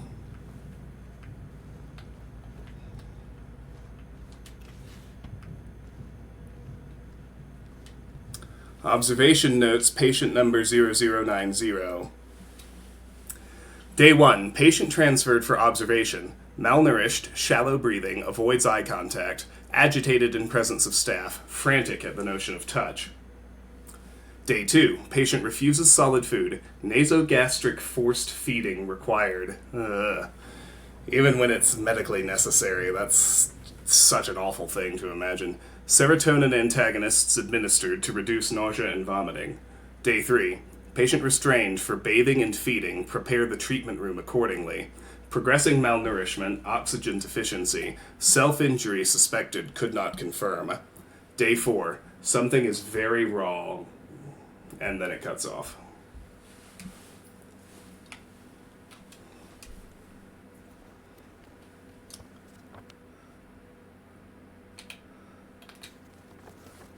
So yeah, James has marked the treatment room.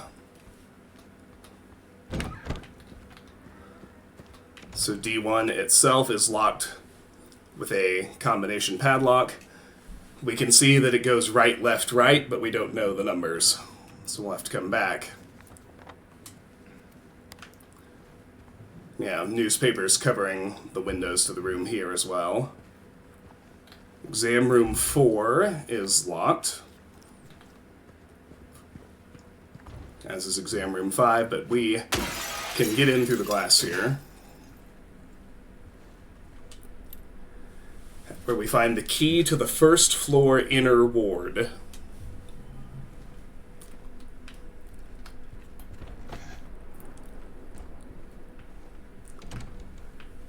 Which would be that locked door directly across from the entrance. Dr. Andrews, we delivered the radiographs you requested. However, it looks like the file was incomplete, as one of the pictures was nowhere to be found. We will send somebody as soon as we locate it. Let me know if you need anything else.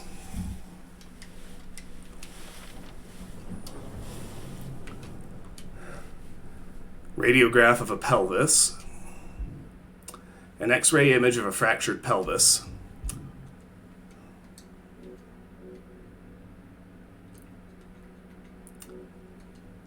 And a key to Brookhaven Hospital's inner ward on the first floor.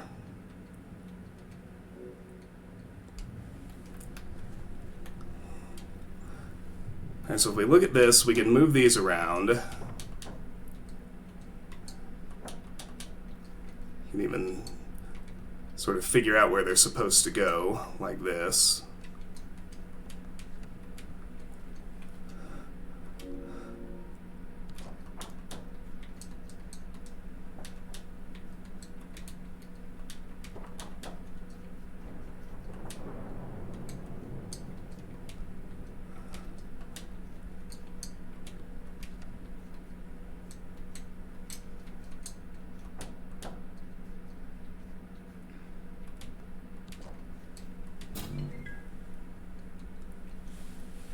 Alright, so we can get one of the numbers with just this, but as the note suggested, we're missing one to get the rest of the code, so we'll have to come back.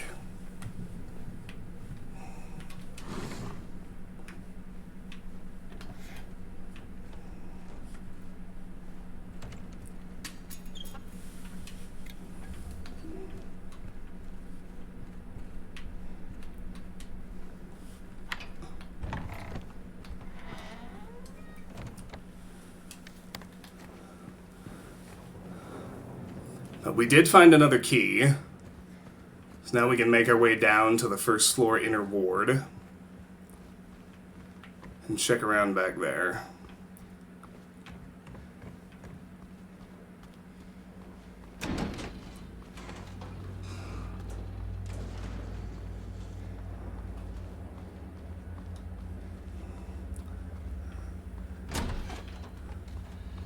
And I bet by now exam room 1 has opened.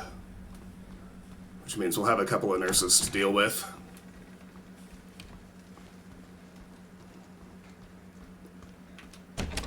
Yep, it's open. Alright.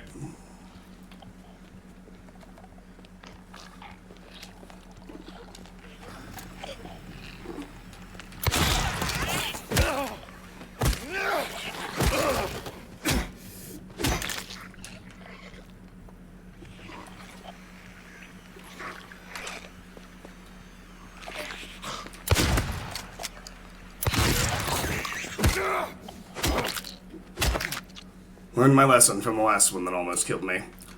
Alright, so I'm out of shotgun ammo, which is not great, but... So now we can check out exam room 1.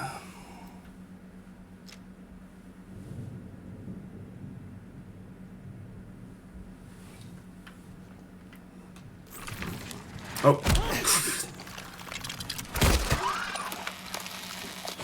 Alright, that was me. Forgetting the doors and corners.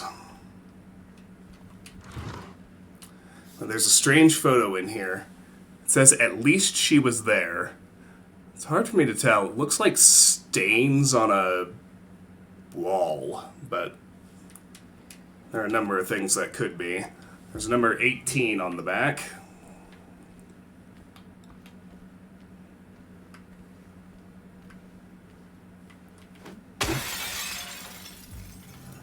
And some handgun ammo there.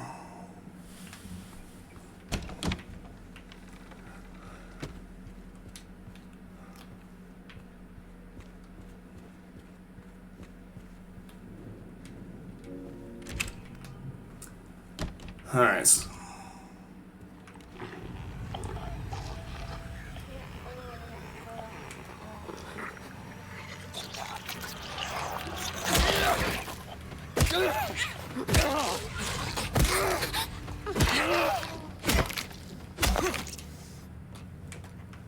Very good.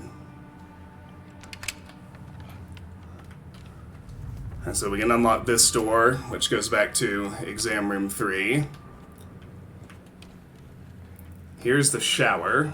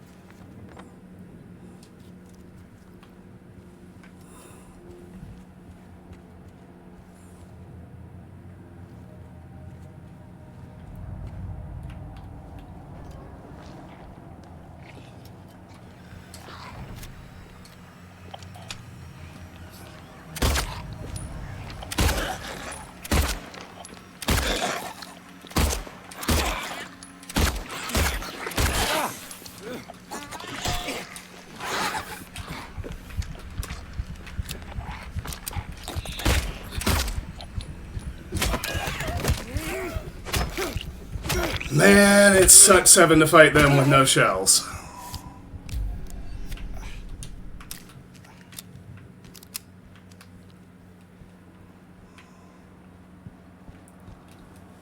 Alright, so from the day room, We can squeeze through into the pharmacy. Let me explore the rest of the day room first.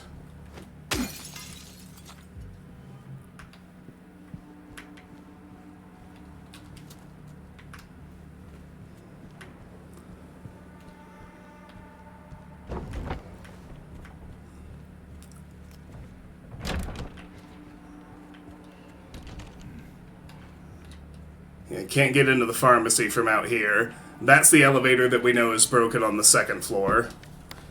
Just to orient ourselves, so... We know we can get to the pharmacy this way, so let's go ahead and do it.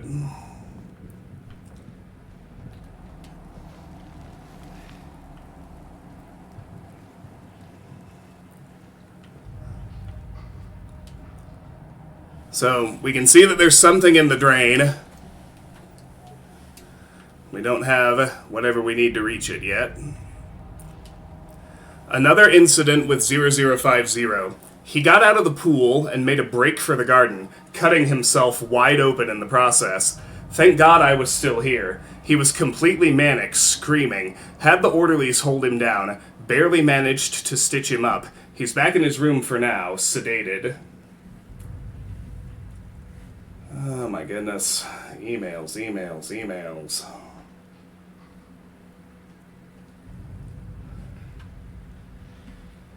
But I don't want to let my notifications get cluttered, because I want to see if an important message comes in. Alright. So here we can unlock this pharmacy door. Now, before we go through there, let's check out the garden. Many monsters out here.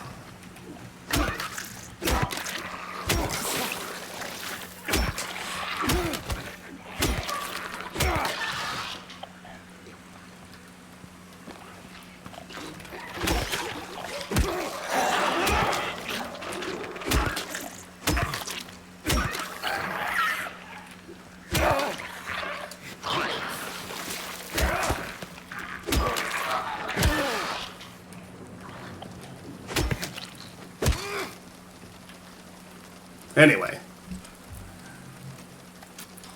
Praise be shotgun shells.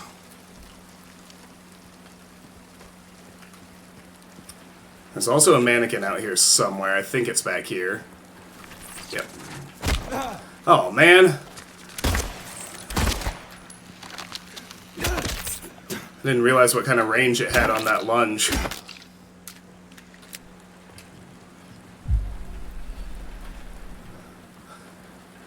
Still, we are flush with heals. I'm not too worried. So yeah, that's the other side of the day room, where we couldn't get out.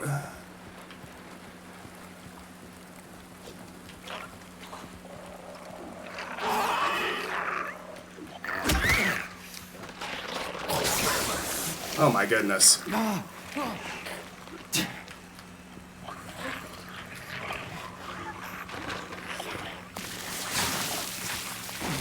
Oh my god.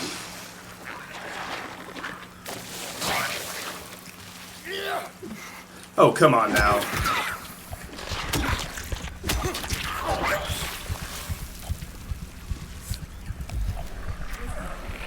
That bush is not playing fair.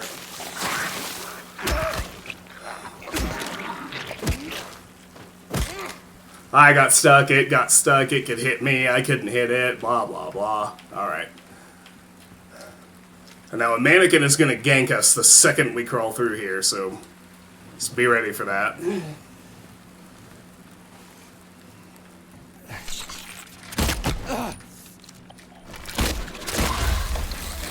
Even when I was ready.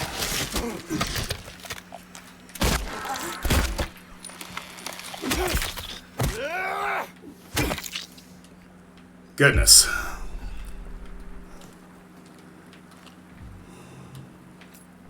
And that didn't go great, but at least I got my syringe back. Alright, so we can head here through the greenhouse.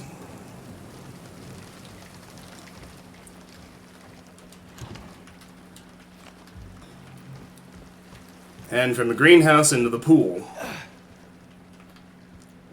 Well, you may remember we were directed for the patient in C1 as we continue looking for bracelets.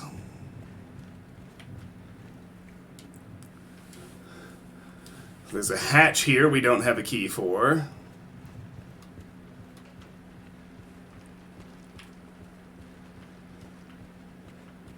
Can't get into the pool itself.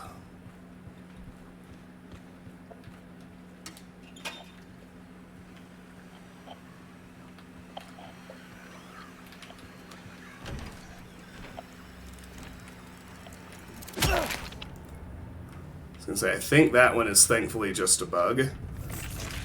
But not that!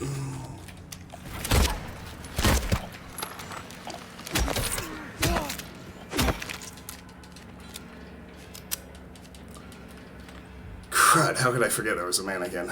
Oh well. I took a hit, there are worse things.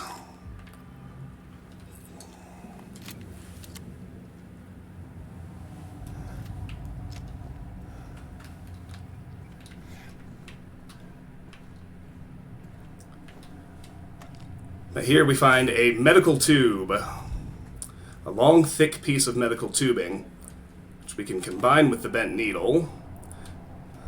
Medical tube with bent needle attached. The bent needle is attached to the medical tube in a hook-like manner.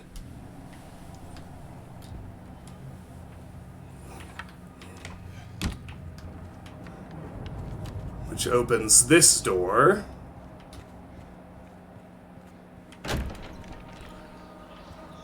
Where we can get back to the pharmacy. Fish whatever this is out of the drain.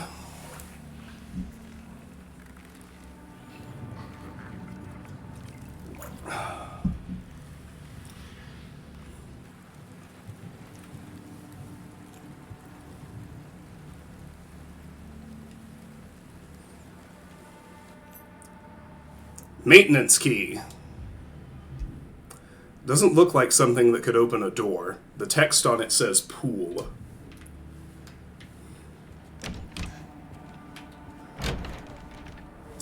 So that, of course, is how we open that maintenance hatch.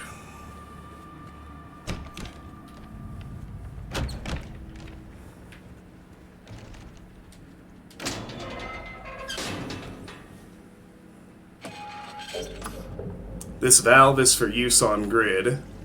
That lets us drain the pool.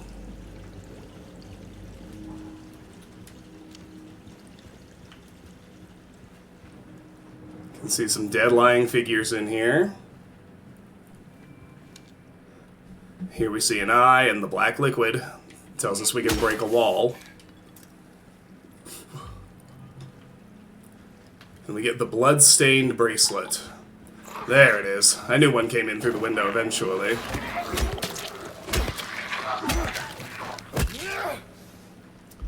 Okay, so we found C1's bracelet. Found hidden in the swimming pool. Dried blood covers most of the numbers.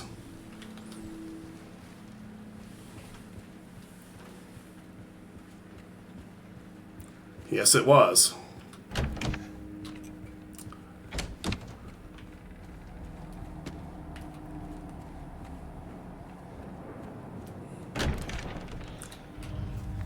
Alright, so, keep going past the pharmacy.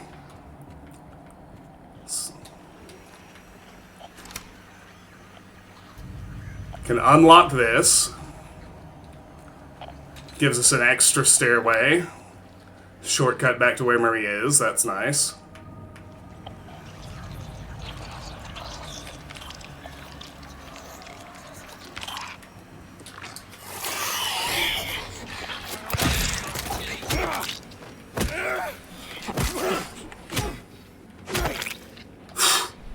Stay down.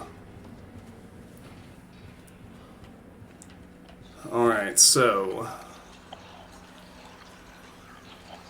Only twice. Well, 3 times. I'll show them to you.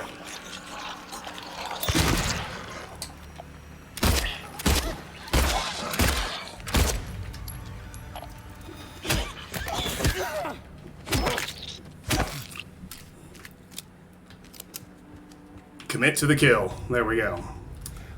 Alright, so we're in another restroom.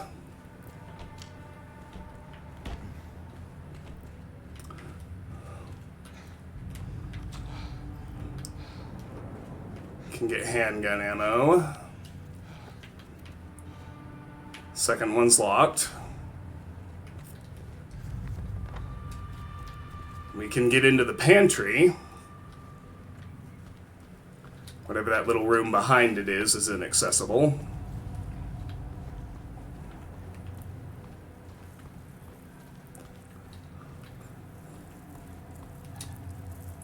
Got bugs near a garbage chute. It's in the walls, deep inside. The mold remover gets rid of it for a while, but then the thing reappears in the exact same spots. We need to get in there, break it all down if we have to, and root it out. And we get the mold remover key item. A spray bottle of mold remover found in the kitchen.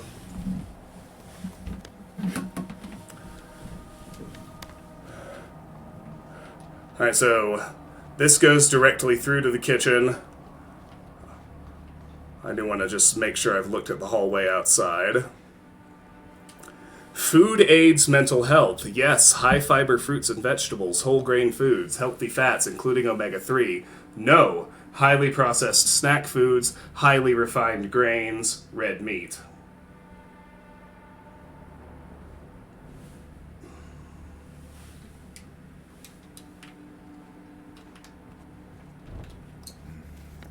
Locked. Remember to wash your hands. Shotgun shells in this restroom. Timely, because I'm almost certain there's a nurse in the next room.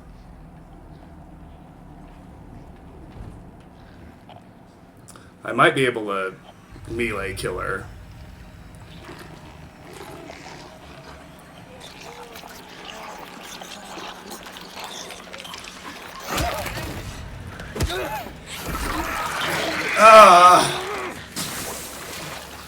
Well, I would have been.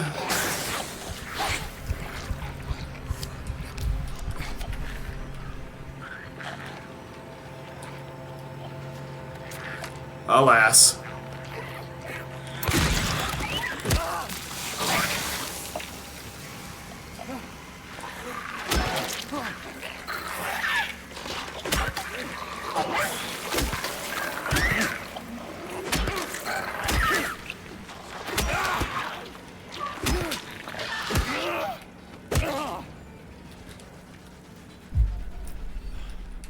And no to 5 gallons of ice cream. Yeah, no kidding.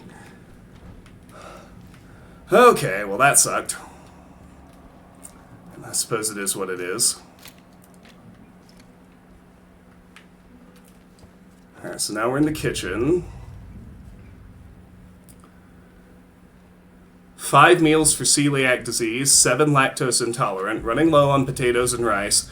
Patient broke a whole cart of dinner plates, need to stock up. Monday, breakfast, oatmeal with fruit. Lunch, baked beans, sausage, eggs, side of salad. Dinner, pork cutlets, potatoes, grilled vegetables. Honestly, doesn't sound bad for hospital food. Meal times. Breakfast 8 a.m., lunch 12 p.m., dinner 6:30 p.m. Guests are allowed to use the canteen in the visiting hours, 8 a.m. to 8 p.m. Guests pay $3 for breakfast, $5 for lunch, and $10 for dinner.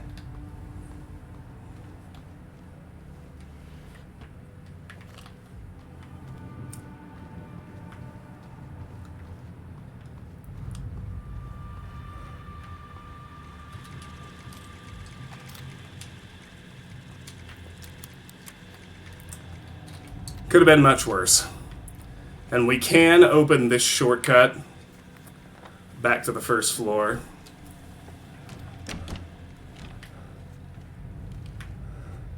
So now the only thing left to do down here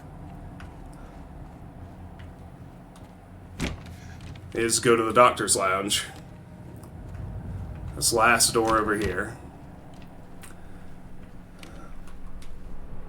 This case bears a disturbing similarity to a situation that took place in the facility a few years back. The patient was admitted on a court order, but with the consent of his remaining family, his condition appeared to be improving for the first few weeks. The administered medications, paired with individual sessions with a psychologist and art therapy, alleviated his avolition, anhedonia, and social withdrawal. There was no reason for concern. They didn't even know anything was wrong until the night guard reported one of his keys was missing. When they found him, it was already too late.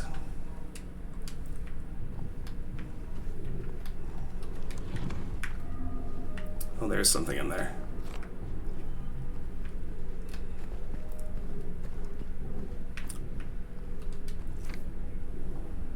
Keypad combination note. As you can see, it kind of, if you imagine that as the grid of the keypad, it kind of tells us what the 4 numbers are. We just have to figure out it's either one direction or the other, so only 2 possibilities. Might miss the first guess, I don't remember. We'll see.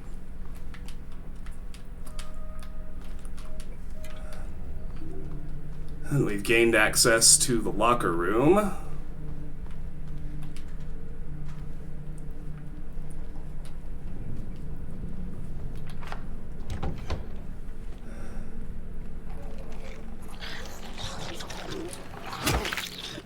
Oh, hell no!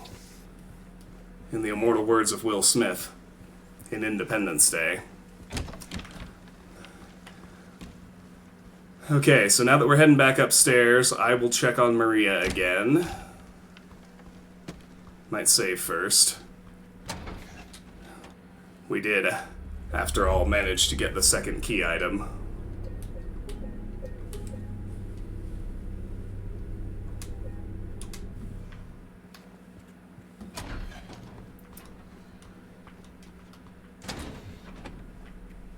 Alright, she's not ready for her second interaction yet.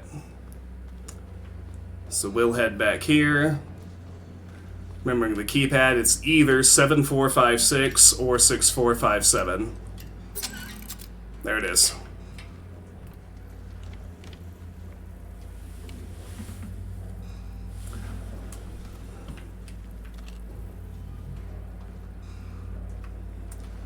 Alright, so we made it into the nurse's station. It looks like that gives us a back way into the treatment room. This looks horrendous. And we get a moldy radiograph.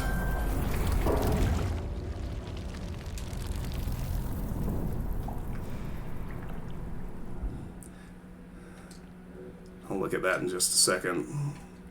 Yeah, moldy radiograph. An X-ray image found inside a filthy bathtub, almost entirely covered in mold. We can combine that with the mold remover from the kitchen. Cleaned up radiograph. An X-ray image found inside a filthy bathtub, cleaned up with mold remover.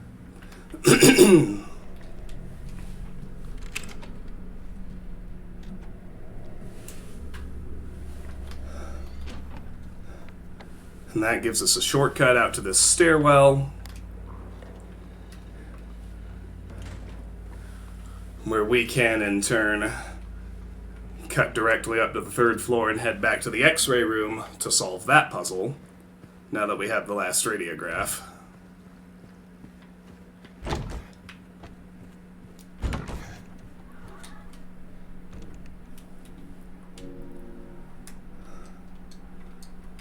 Now we just need to line up this cleaned up radiograph. Alright, the numbers are 4, 37, 12. Which James is good enough to mark for us.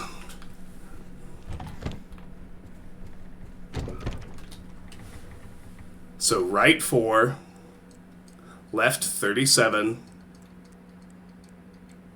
right 12.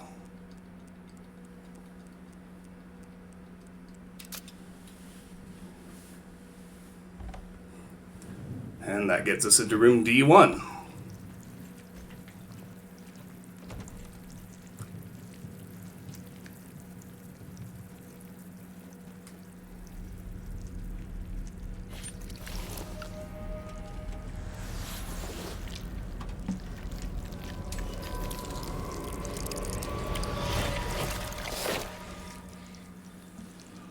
Yeah, that seems about right.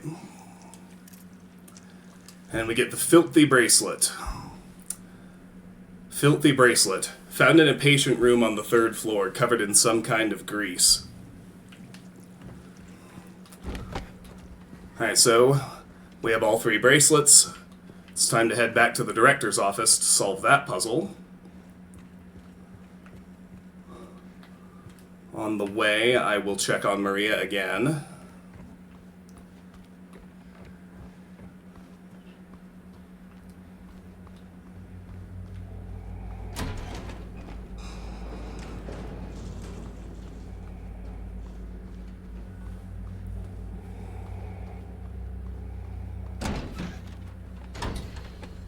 Still nothing. Okay, very good.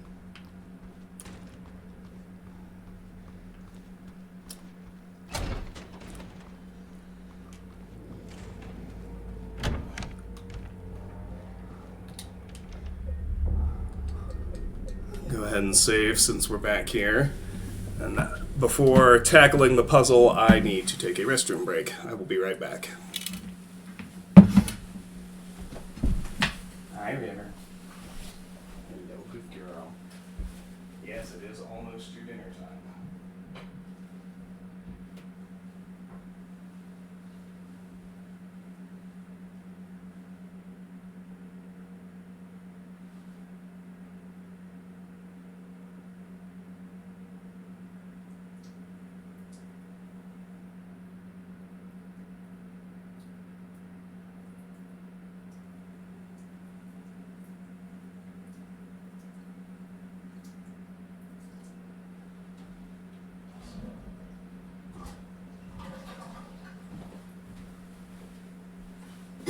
Excuse me, Viv.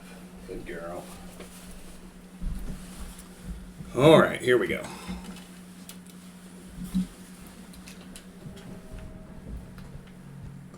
So the bracelets themselves are just a visual puzzle. So let's start by just putting all 3 of them on. Doesn't matter the order. Now we can kind of rotate them and see where they line up with the markings we can see on the wrist itself. So it looks, based on the color at the bottom, like the Filthy Bracelet should go at the bottom. And there, you can see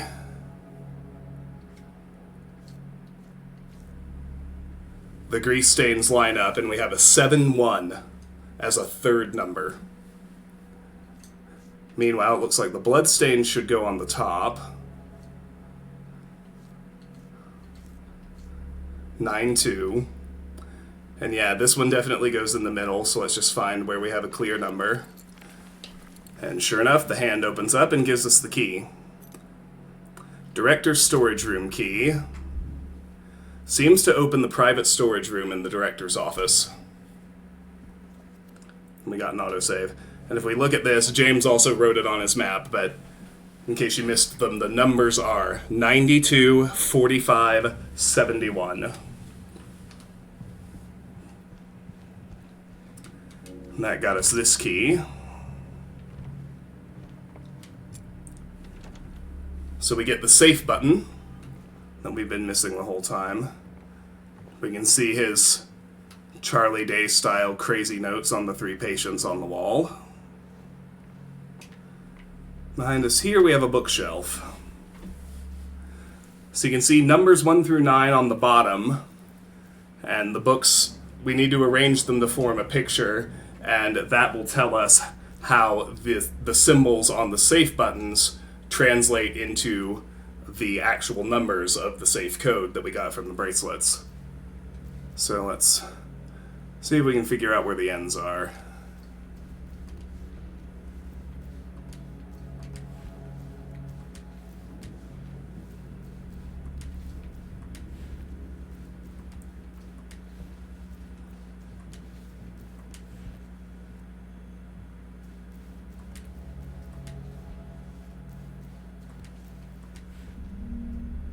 There we go. So there's the cipher, and James does us a solid and copies it onto his map.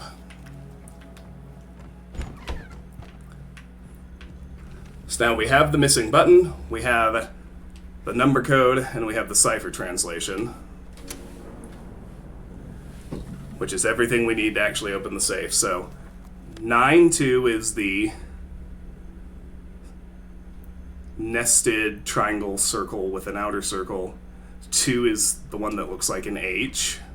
And don't worry, we can pop back in and out. So 9, 2, 4, 5 is the male symbol and the dot in the middle of the circle. So 4, 5, and then 7, 1 is the female symbol with the added little crown curve, and the 1 is the circle with the quartering lines in the left half. So 7, 1. And we get the rooftop key. A simple key with rooftop written on the tag. And there's a note. Their images became blurry, melting together. I could no longer tell.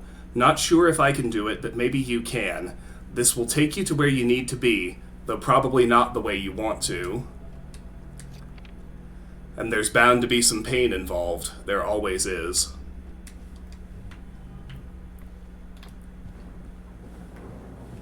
Alright, so now, with the rooftop key in hand, we should be able to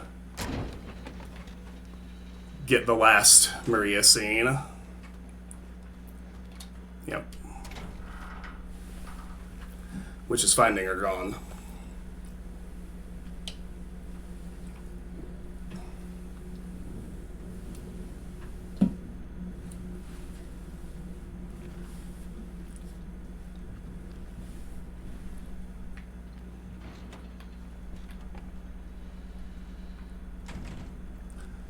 She left her empty pill bottle, but other than that, there's no trace of her.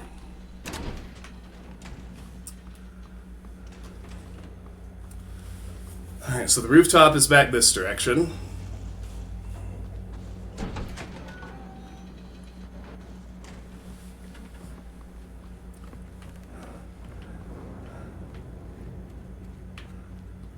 Good spot, good time to save here.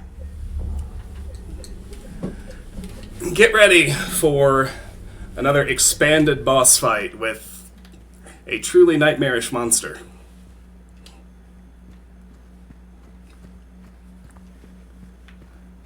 Coming up shortly. Not immediately, but shortly. Rooftop key. Alright, so we're out on the roof.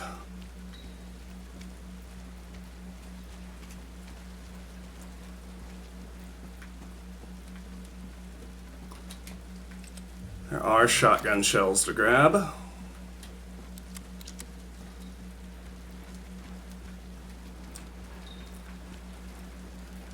That's where we're headed, but let's go up here first. Because there is another glimpse of the past here. I won't say exactly what the scene was, but in the original game, James took a ride through that fence.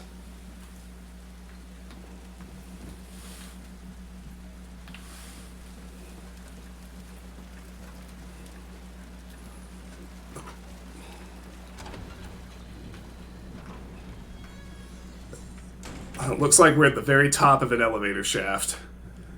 May 9th, rain.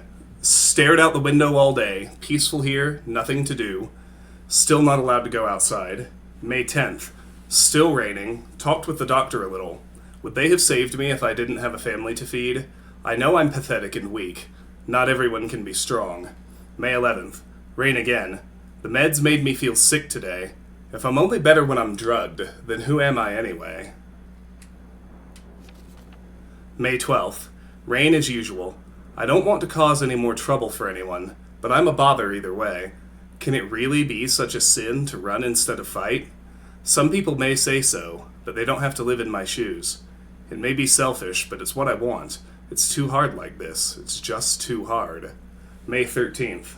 The doctor came in today. He said that I'll be released soon. that it's time to go home. I should be happy, but I'm afraid. I'm so afraid. It feels like something's about to happen. It's like the last gasp of air before the plunge. But deep down, I know it's too late to turn back. Page from a diary.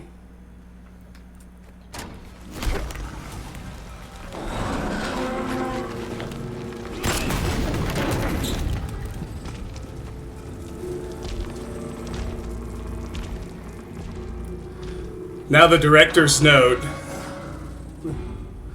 The director's note saying that the rooftop would get us where we needed to go, but there was bound to be some pain. Seems a whole lot more sinister. And yet, here we are, where we needed to go.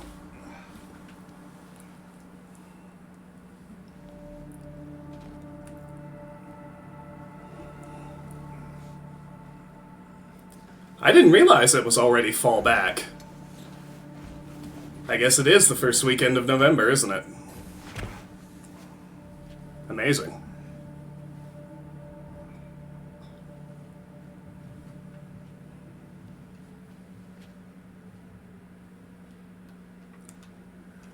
Now, you get an autosave, and Bloober did you a solid. In the original game, when Pyramid Head chucked you through the fence where the glimpse of the past was, James was always put to critical health. They didn't do that to you this time around, which is kind of them. Alright, so, we're now on the other side of this door inside the isolation ward where we saw Laura.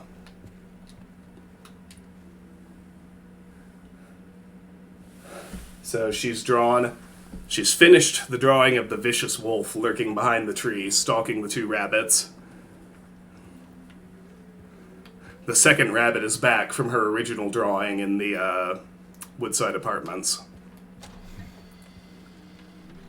So we can get into the hydrotherapy room from this side. Which is worthy. And if we want, this lets us back into the rest of the hospital, but there's really no need. You get an autosave at the start of the boss fight. We definitely want all these pickups.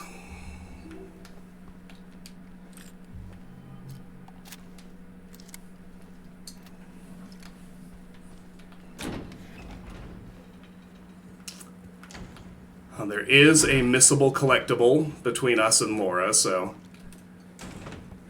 want to make sure you do check out these isolation rooms. There's I-1.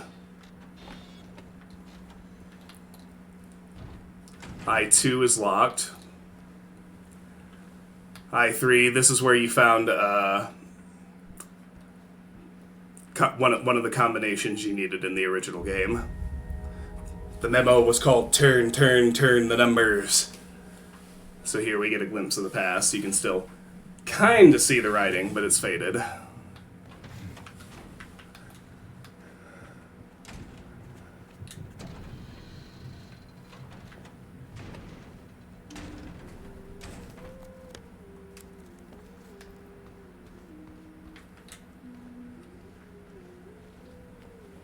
And here is where the cutscene takes over.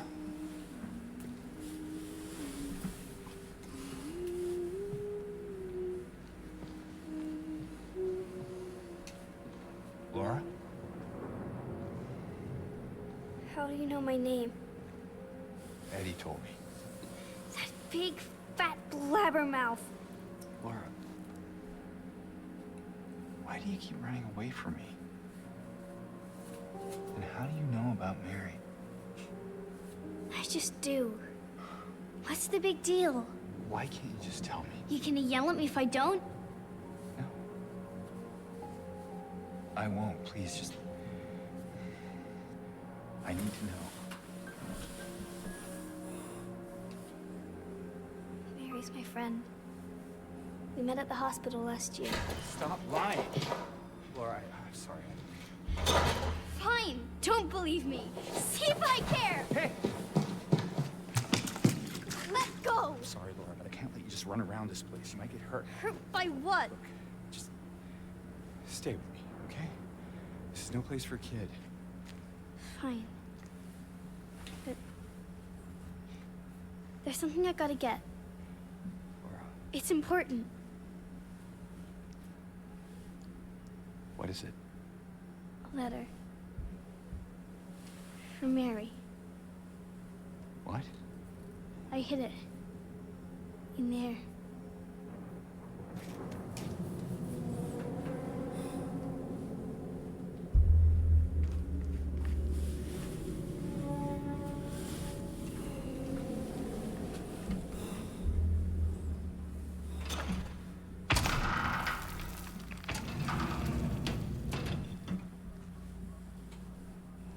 You sure this is where you left it? It's in the back. Behind an old pipe. Okay, wait here. Laura? Haha! Open the door, Laura. Why should I? I'm a liar, right? Want me to open it? Huh? Do ya? Laura? Open this door right now. What's the magic word? Laura! Nope, that's not it. I guess I won't open it. Get out of here, you rat! In your dreams, fart face. Please open the door. There's something in here. Sure there is. A big lying fart face. See a fart face? Laura! Laura!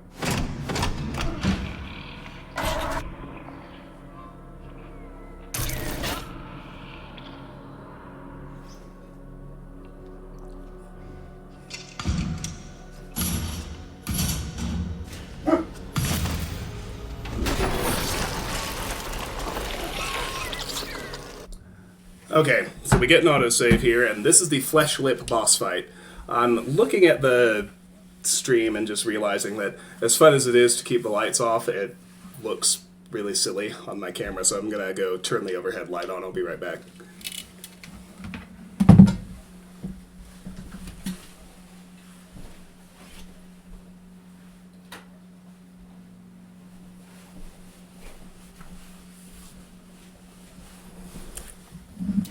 Alright, so the the reimagined remake Flesh Lip fight happens in two phases. For this first phase, it's actually generally best to kind of bait an attack, dodge it, maybe whack it a couple times with the pipe, but wait for it to retreat up, and as it retreats, get under it and put a few handgun bullets into the fleshy part at the bottom of the cage, because you do significantly more damage if you hit around the cage than if you directly shoot it. Shooting the cage still does some damage, but not much. And so that's kind of going to be the strategy for the first half, and then in the second half, you'll know it when... Well, I shouldn't call it half. Phase 2 is a lot shorter than Phase 1. When we get to Phase 2, you'll know it when it happens. Generally speaking, switch to the shotgun, maximum damage as fast as possible. This thing was actually my biggest hurdle in terms of combat on my first playthrough. Like, until I kind of figured out a good strategy, I died like 10 times. Tiff, hello! You guys are just in time for the Nightmare Fuel Flesh Lip boss fight at the end of the Brookhaven Hospital level in Silent Hill 2. How was your stream? It has been a minute, that is true. Already over a year since Toronto, which is kind of hard for me to imagine. Time keeps flying. How was the new Life is Strange? How's everybody? My name's Travis. I stream sometimes. That's all I can really say at this point. But I really, really love the original Silent Hill 2. I really, really love the remake, and I'm happy to be here playing it. So I'll jump into the boss fight.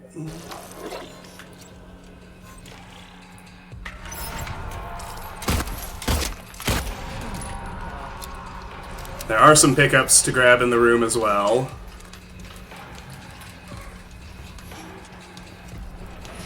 And you kind of need to keep moving to bait out attacks. You can sort of see where it might pop down next, but...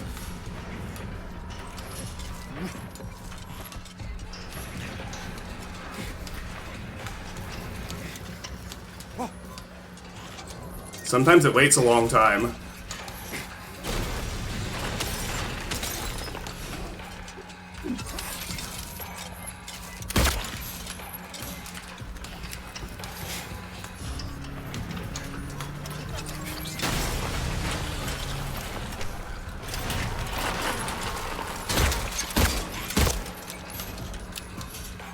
last one was a miss.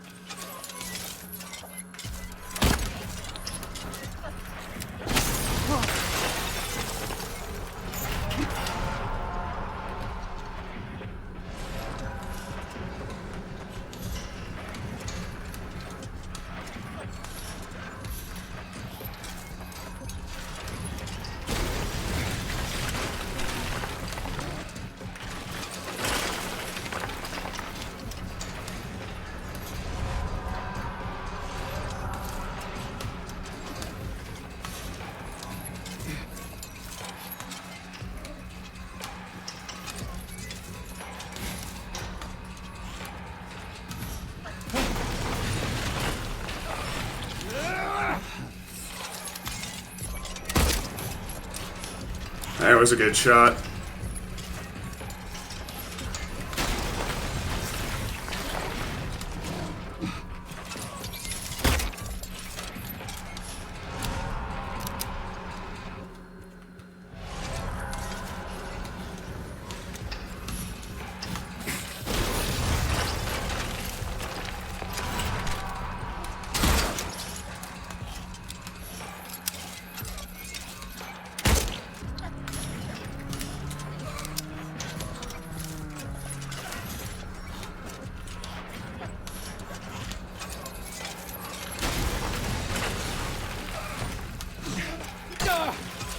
Man.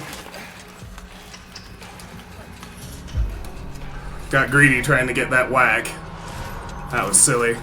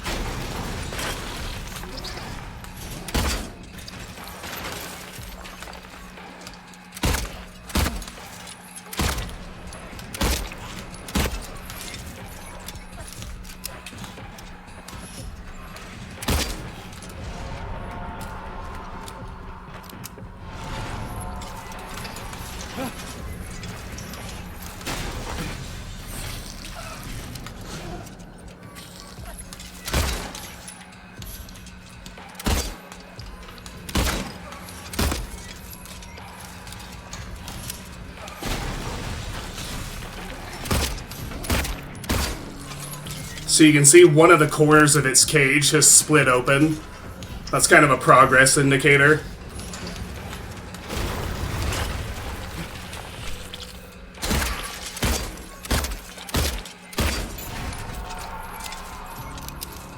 There was a good few shots, finally.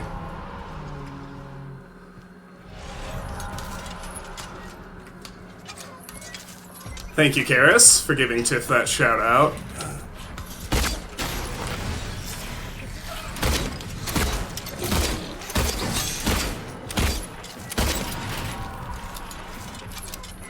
There, the second corner popped.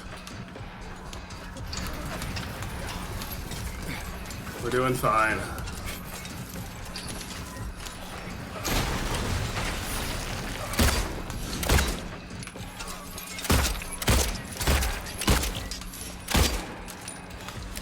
That was a good few shots, too.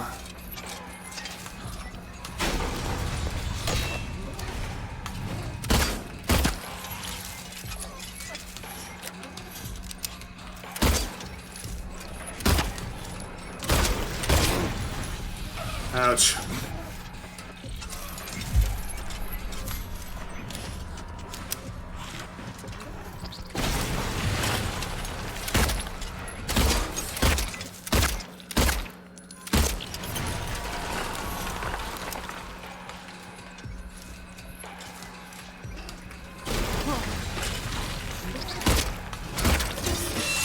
Phase 2, here we go.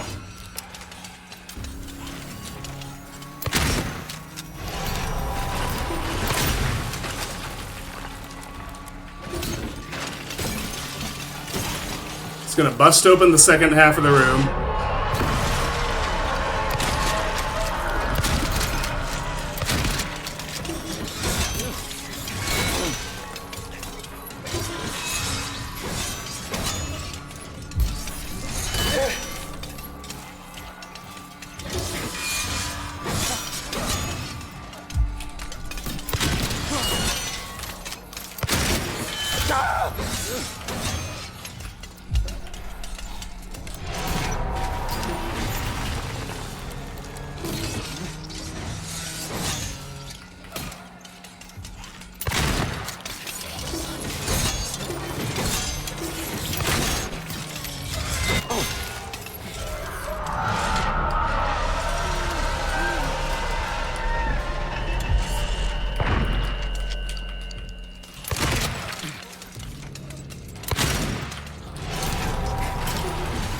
Alright, out of shells. Might be another pickup or two in here, might not. I don't think there is.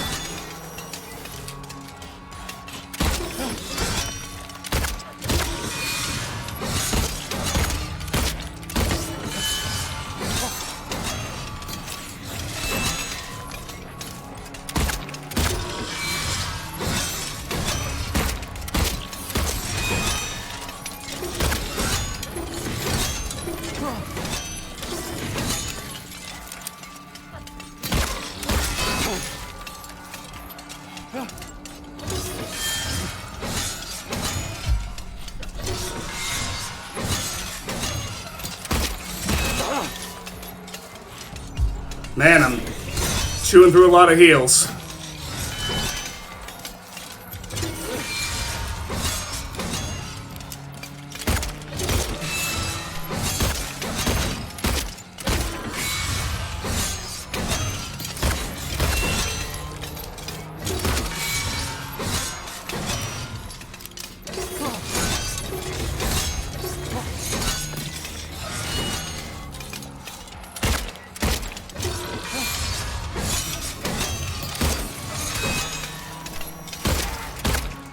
Oh, that might have done it. Got it. Woo! Alright. First try, hard boss fight. Good stuff. Oh yes, Tiff. The monsters in Silent Hill 2 are something else.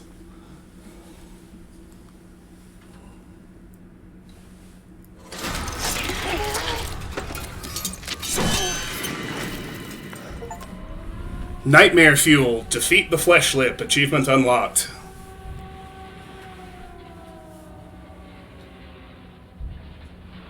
James.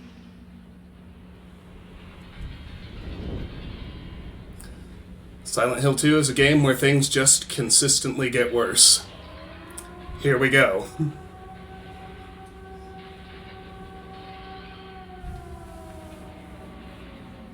James.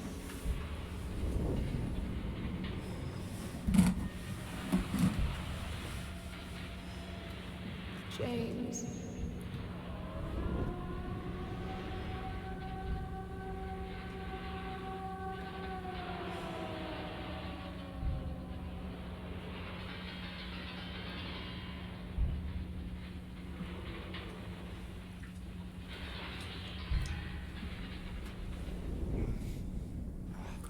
Alright, so that's the end of the nice version of the hospital. Now we get to do the nasty version. As you can see, our map has reset.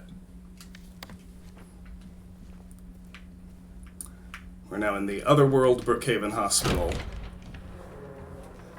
Starting off in the day room.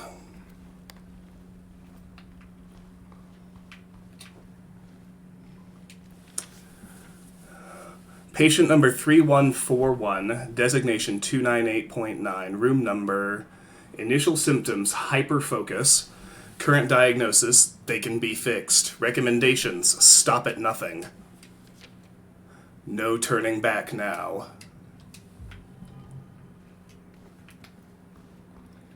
Alright, let's see what we can find in the rest of the room before we leave.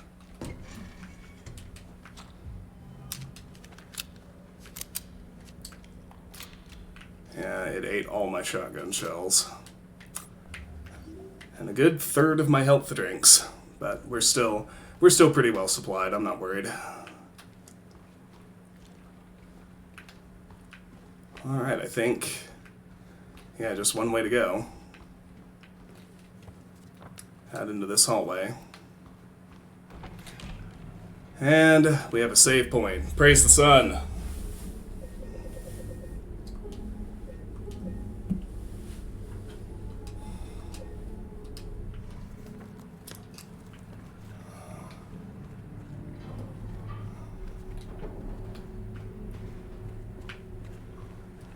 Kind of being railroaded, only one way to go. Pharmacy is locked as well. We can get on the elevator. It's actually missing the button for the basement, so we'll go to the second floor. It's our only choice.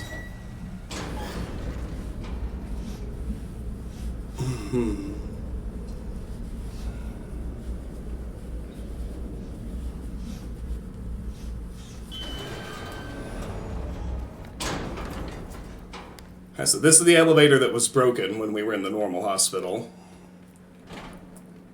Now working, but missing a button. Here, can go ahead and save again, but first let's look at the central puzzle for the Otherworld Hospital.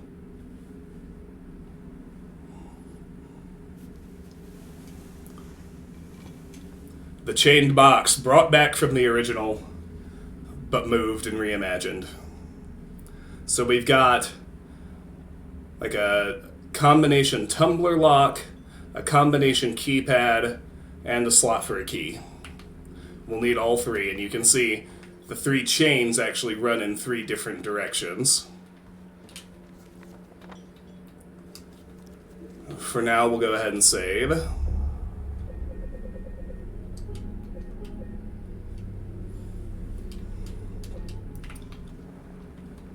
And you can do these in any order, but what's interesting is when you come back, the area you were in seals off.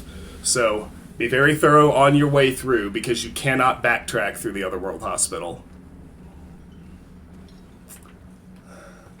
So we're in the nurse's station. We can get through to the treatment room. Shotgun shells. One's a lot better than none. So we can see like boiling filth water in the tub where the moldy radiograph was.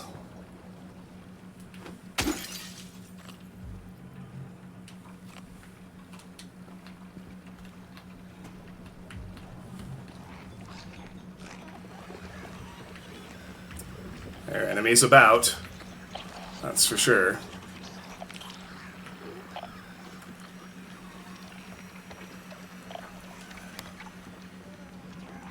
So there's an opening into the nurse's lounge here. I might be able to stealth her if I watch and wait. We'll see how she moves.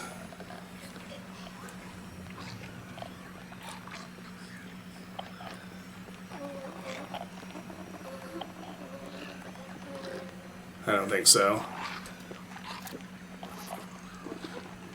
Her, maybe. Nope. Ah, fuck, I missed.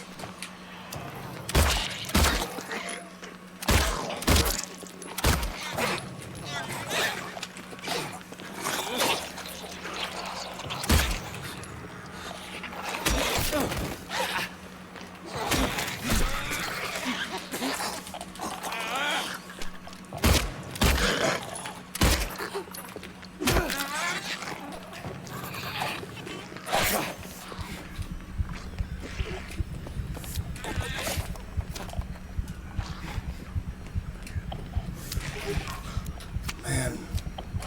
There, finally.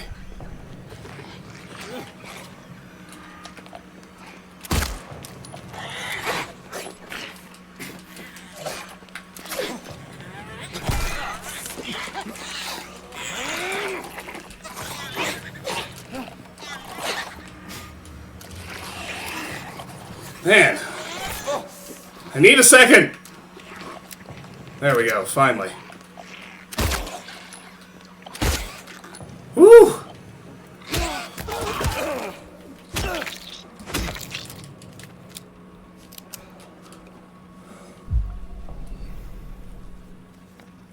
Well, it would have been hard for that to go more poorly. I guess I could have missed shots. I didn't waste any ammo. I at least got that going for me. Except I missed my shotgun shell, of course.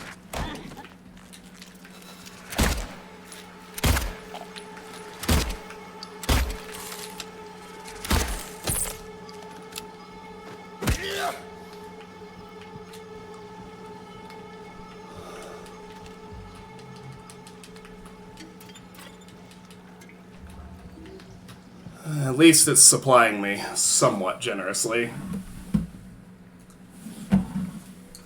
Anyway, that was the nurse's lounge. I suppose it makes sense that room would be hellish, given the context.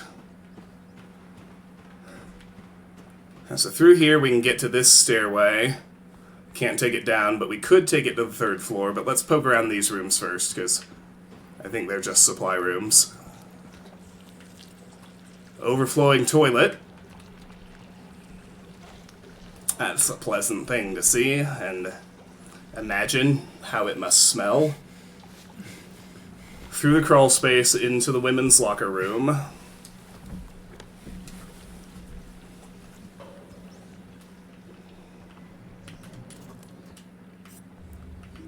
Alright, got my syringe back.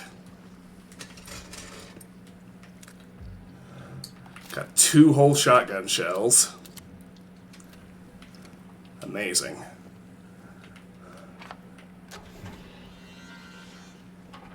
We don't actually have another boss fight for a long while after the flesh lip, though, which is, thank goodness.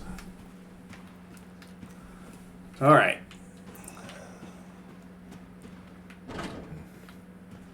That door stays locked even from the other side, which is interesting, but we'll head up to the 3rd floor from here. See where we can get. Not into the patient wing. Not into the isolation ward, but directly into the X-ray room. Alright.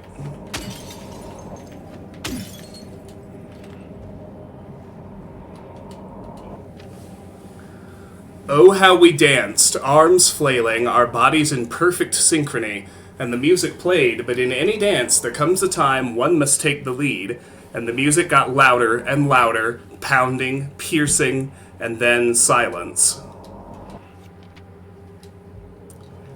And if we look back at the radiographs, we see these fascinating X-rays of chains that look like they're inside the person, not out.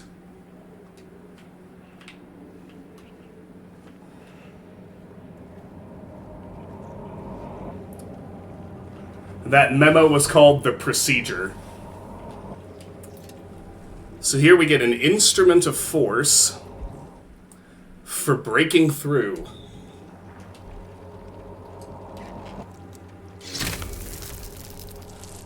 Use that to break off this first arm. Then we need to come back with another item to deal with the surgical chair mannequin. Now through here we can get into the patient wing. Can see where the chain is headed.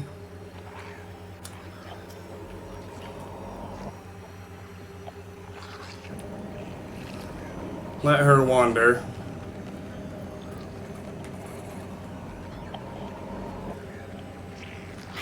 Just look at that.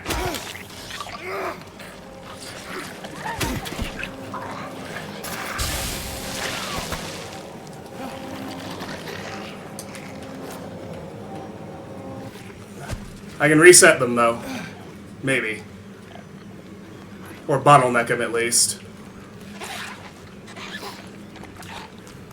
Maybe not. Maybe not here, anyway.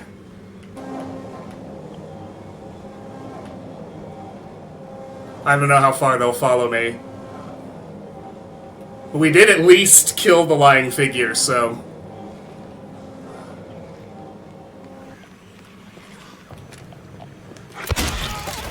There! That's how you want a nurse fight to go. Hi, Morgan. Welcome, welcome. Good to see you. Alright, that mannequin will have hid again, but that's fine. That's fine with me. Alright, so we can't get into D1.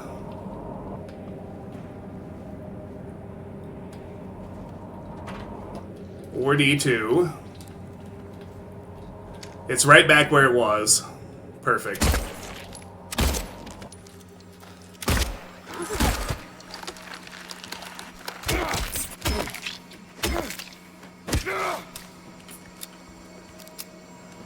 Well, there's one in here as well, I believe. Yep. Wow. Really?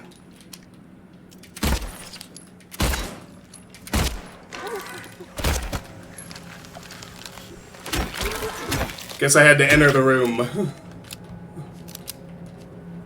then there's more shotgun ammo.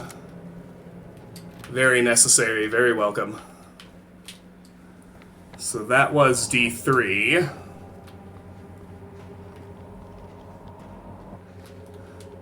Down here we can get another health drink. We cannot get to the hydrotherapy room.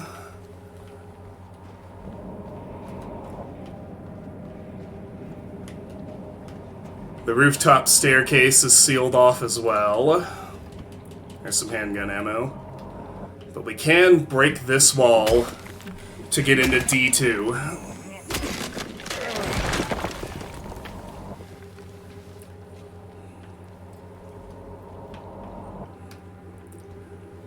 Which we can unlock a shorter way back. Now we're in D1 and we can see the chain heads down this ladder, which was decidedly not here in the normal hospital.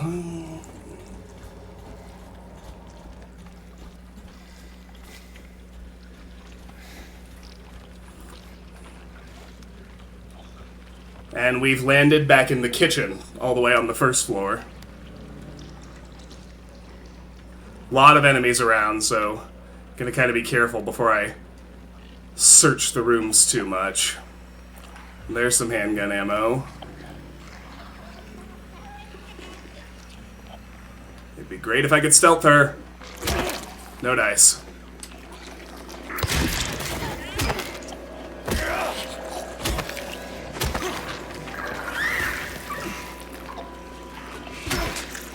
Saw it just in time.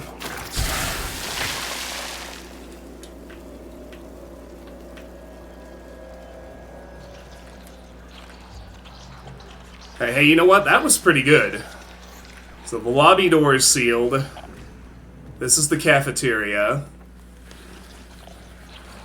We can get into that storage room that way. I happen to know that's the way forward, so I'll do that in a minute. This restroom is inaccessible.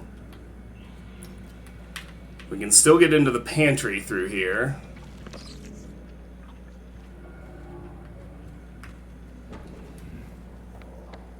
This little room is where the chain is leading into. If we look at the garbage chute, it looks significantly worse than it did before, which is saying something.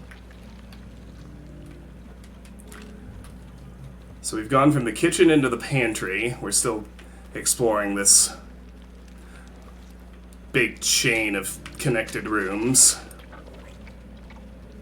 We can get into this back room this time. There's a hole here where there wasn't before, and often a mannequin hides in here. Sure enough, there it is.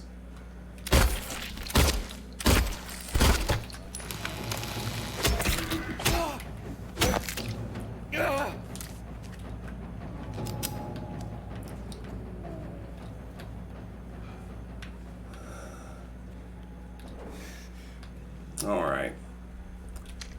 There's usually another one on one side or the other back here. sometimes farther in. Another shotgun shell, praise the sun.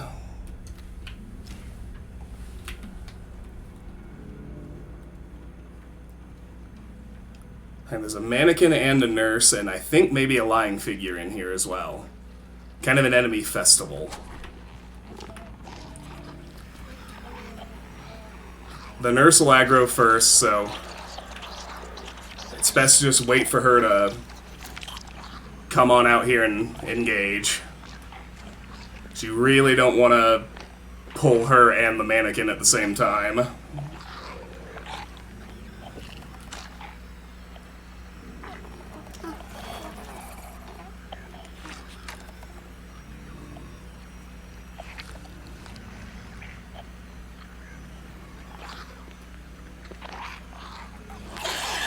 Here she goes.